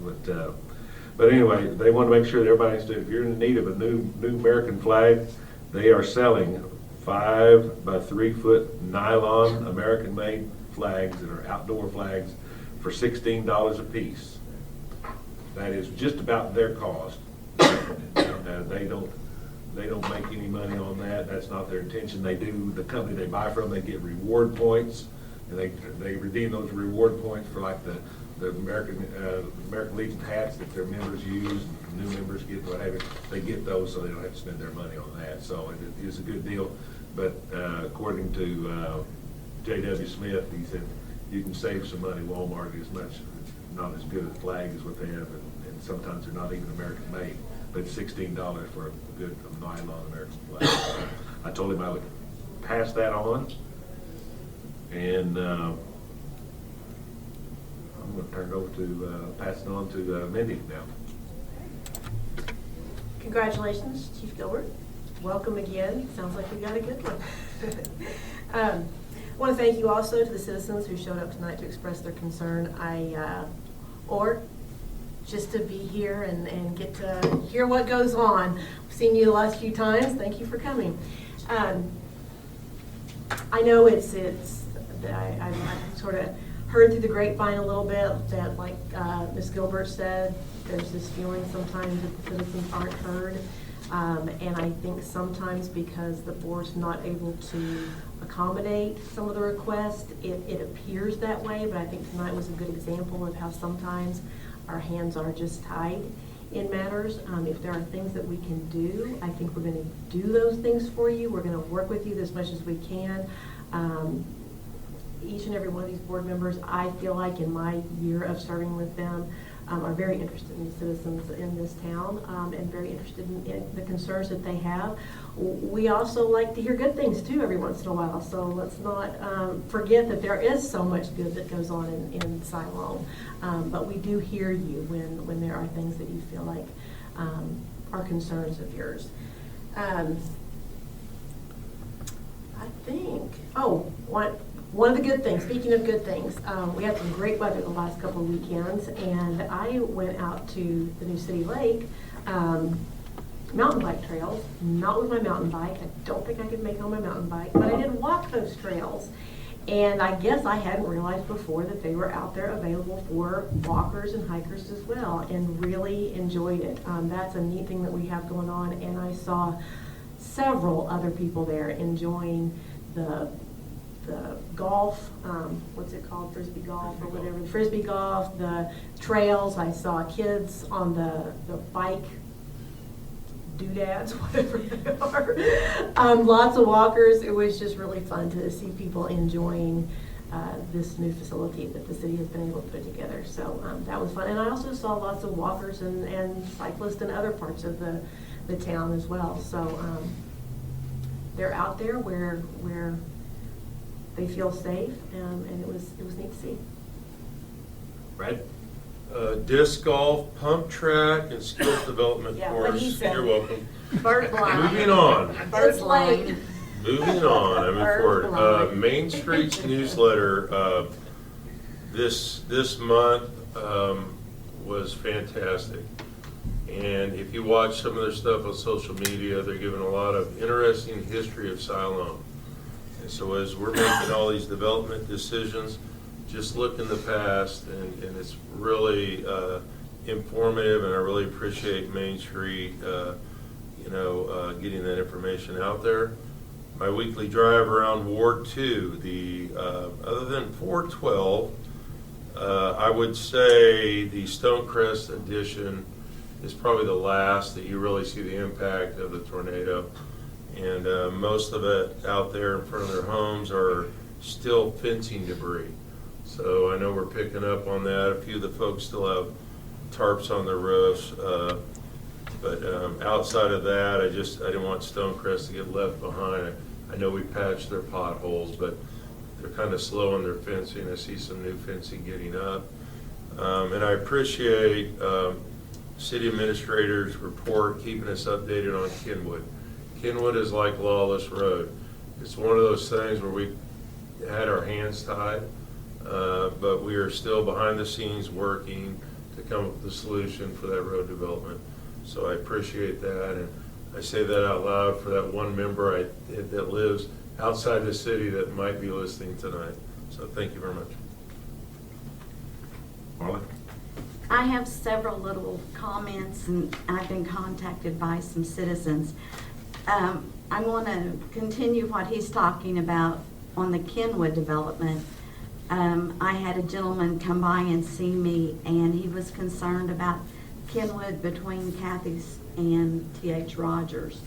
And I told him I felt like that was on one of our plans to have done within this year or next year on the street plan. And also, I want to thank the guys that do, I know that Mr. Hellmeyer does the drone views and everything, but sometimes I get lost in trying to twist it to where it's supposed to be, that if you see me come in and I'm turning paper, I'm going to have to bring an overlay, because I want to see exactly where the roads are. And if I go from drone view to the engineering view or the plat, it's kind of difficult to see that if this one's going north this way and then north is going this way. So it would help if they were in the same direction or the same vantage point. Did my neighbor hear that? And I heard on the news about the disaster funds that we have not received for the county. How is that affecting the city? And is there anything that we could do to help support them when they're filing to get an appeal on receiving the disaster funds from our tornado? And I was going through some of the web pages, and I came across where they were getting the pole fixed for the flag out at the VFW, and one of the firemen here was helping them get the top put on the pole. So, we are just really a city of neighbors helping neighbors. We saw that with the ladies tonight when they took care of those school children. And, that's the most important thing about being part of this community, is that we care for each other. And I think that we show that through the little things that we do. And it just happened that a father saw this and thanked some of the community members for us. So if anybody else has anything they want to say nice about our community, it's, please do. We welcome it.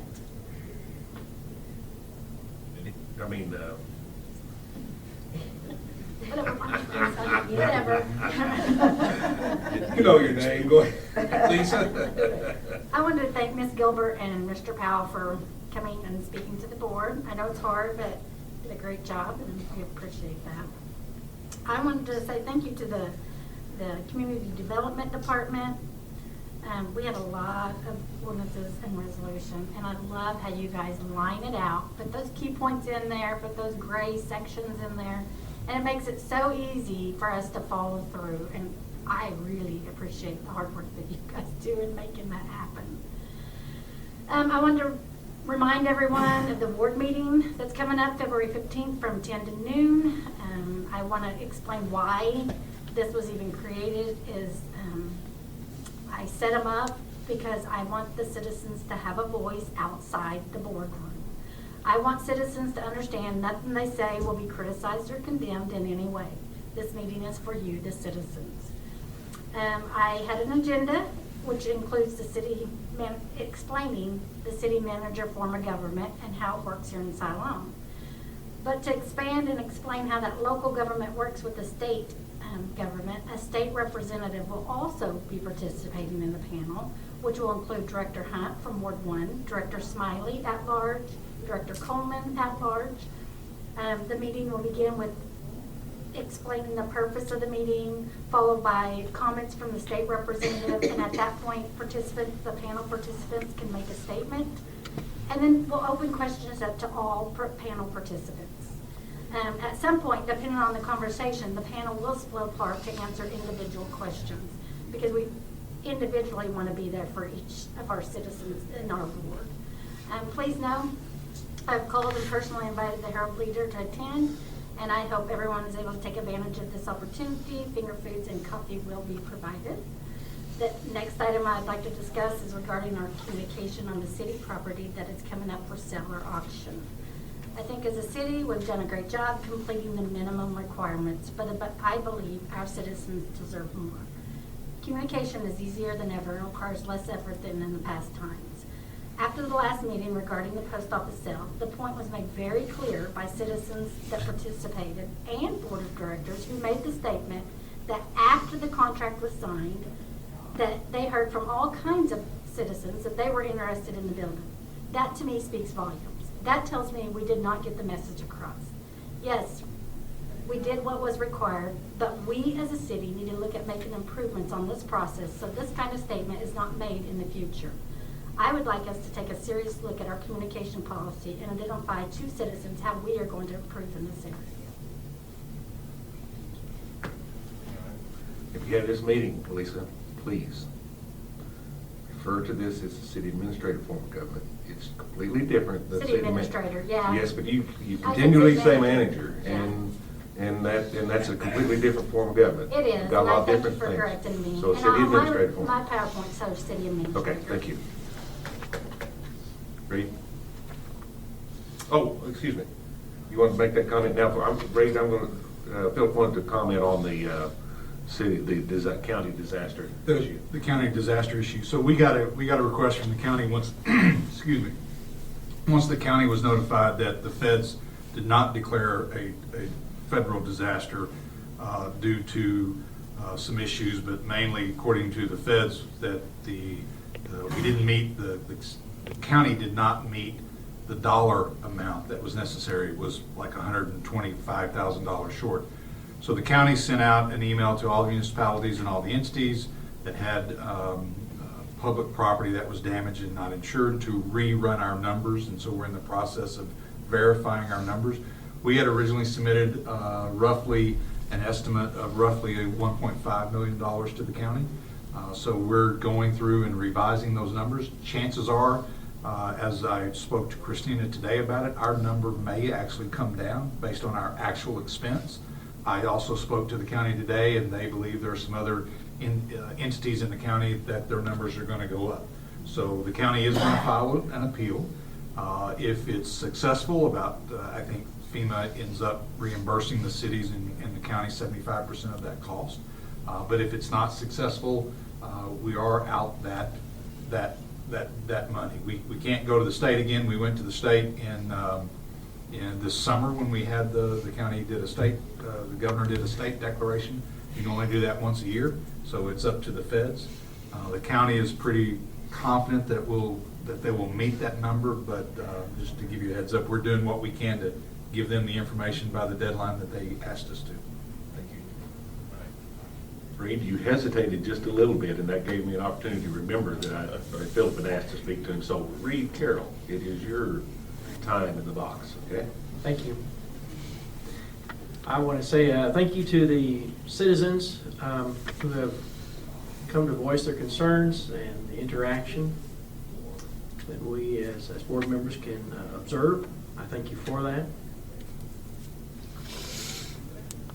Next week, we have the opportunity as board members to attend the Arkansas Municipal League Winter Conference.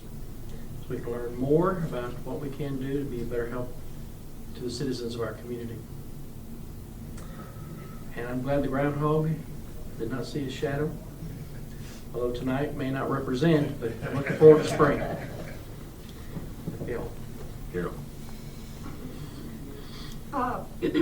I'm excited to see the businesses, as I mentioned before, that want to come to Siloam and do business in our city. I think that is very exciting and very hopeful. I also was looking through the Siloam Springs website, and there's a lot of information, and I think citizens should take an opportunity every once in a while to look at our website. There are several full-time and part-time jobs listed there. We've got the Fix-It page, which I just think that Fix-It page is just really neat. I really, really like it. It makes it simple for our citizens to report an issue.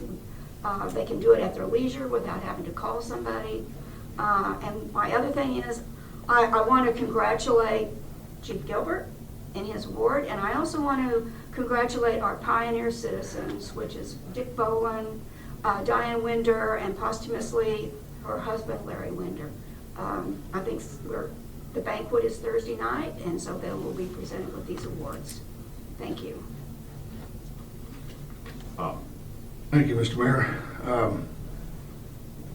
I think I'm going to give my same speech that I always do, but I think I'm going to develop a petition from us 3 at-large members that we petition the mayor to start with us once in a while on director's reports, so we'll actually have something to say. A lot of times the board members just take my thunder. This time the mayor did it because I had that nice letter to the editor from Audie Tyler, and I was going to read that, so you go out and make this great big proclamation, which I think these people really did need. I'm really glad to see we did that, because we have some fantastic folks that just go unnoticed. They're under the radar because they're doing the right thing. They probably don't want to be noticed. It's not the reason they did it. You know, I'm just real proud that they did that. I'm proud of our police chief that he hadn't even been here long enough for us to say anything nice about him. He had to have his old town come after him again. And you can maybe do that once or twice, but no more than that, because you want you to stay right here. And we'll develop an ordinance to make sure you can't travel outside of the city limits or something like that. Mr. Mayor, if there's no further business, I move that we adjourn. Second. Motion to adjourn in the second. And Bob, thank you for those kind words about the recognition to the, but that was already done by staff before I even had heard about it. So thank you, staff. That's good. He deserves it. Yeah, thank you. All right, we have a motion and a second to adjourn. All those in favor say aye. Aye. All those opposed, nay. I believe we are adjourned. Woo pig. Anybody hear the score yet?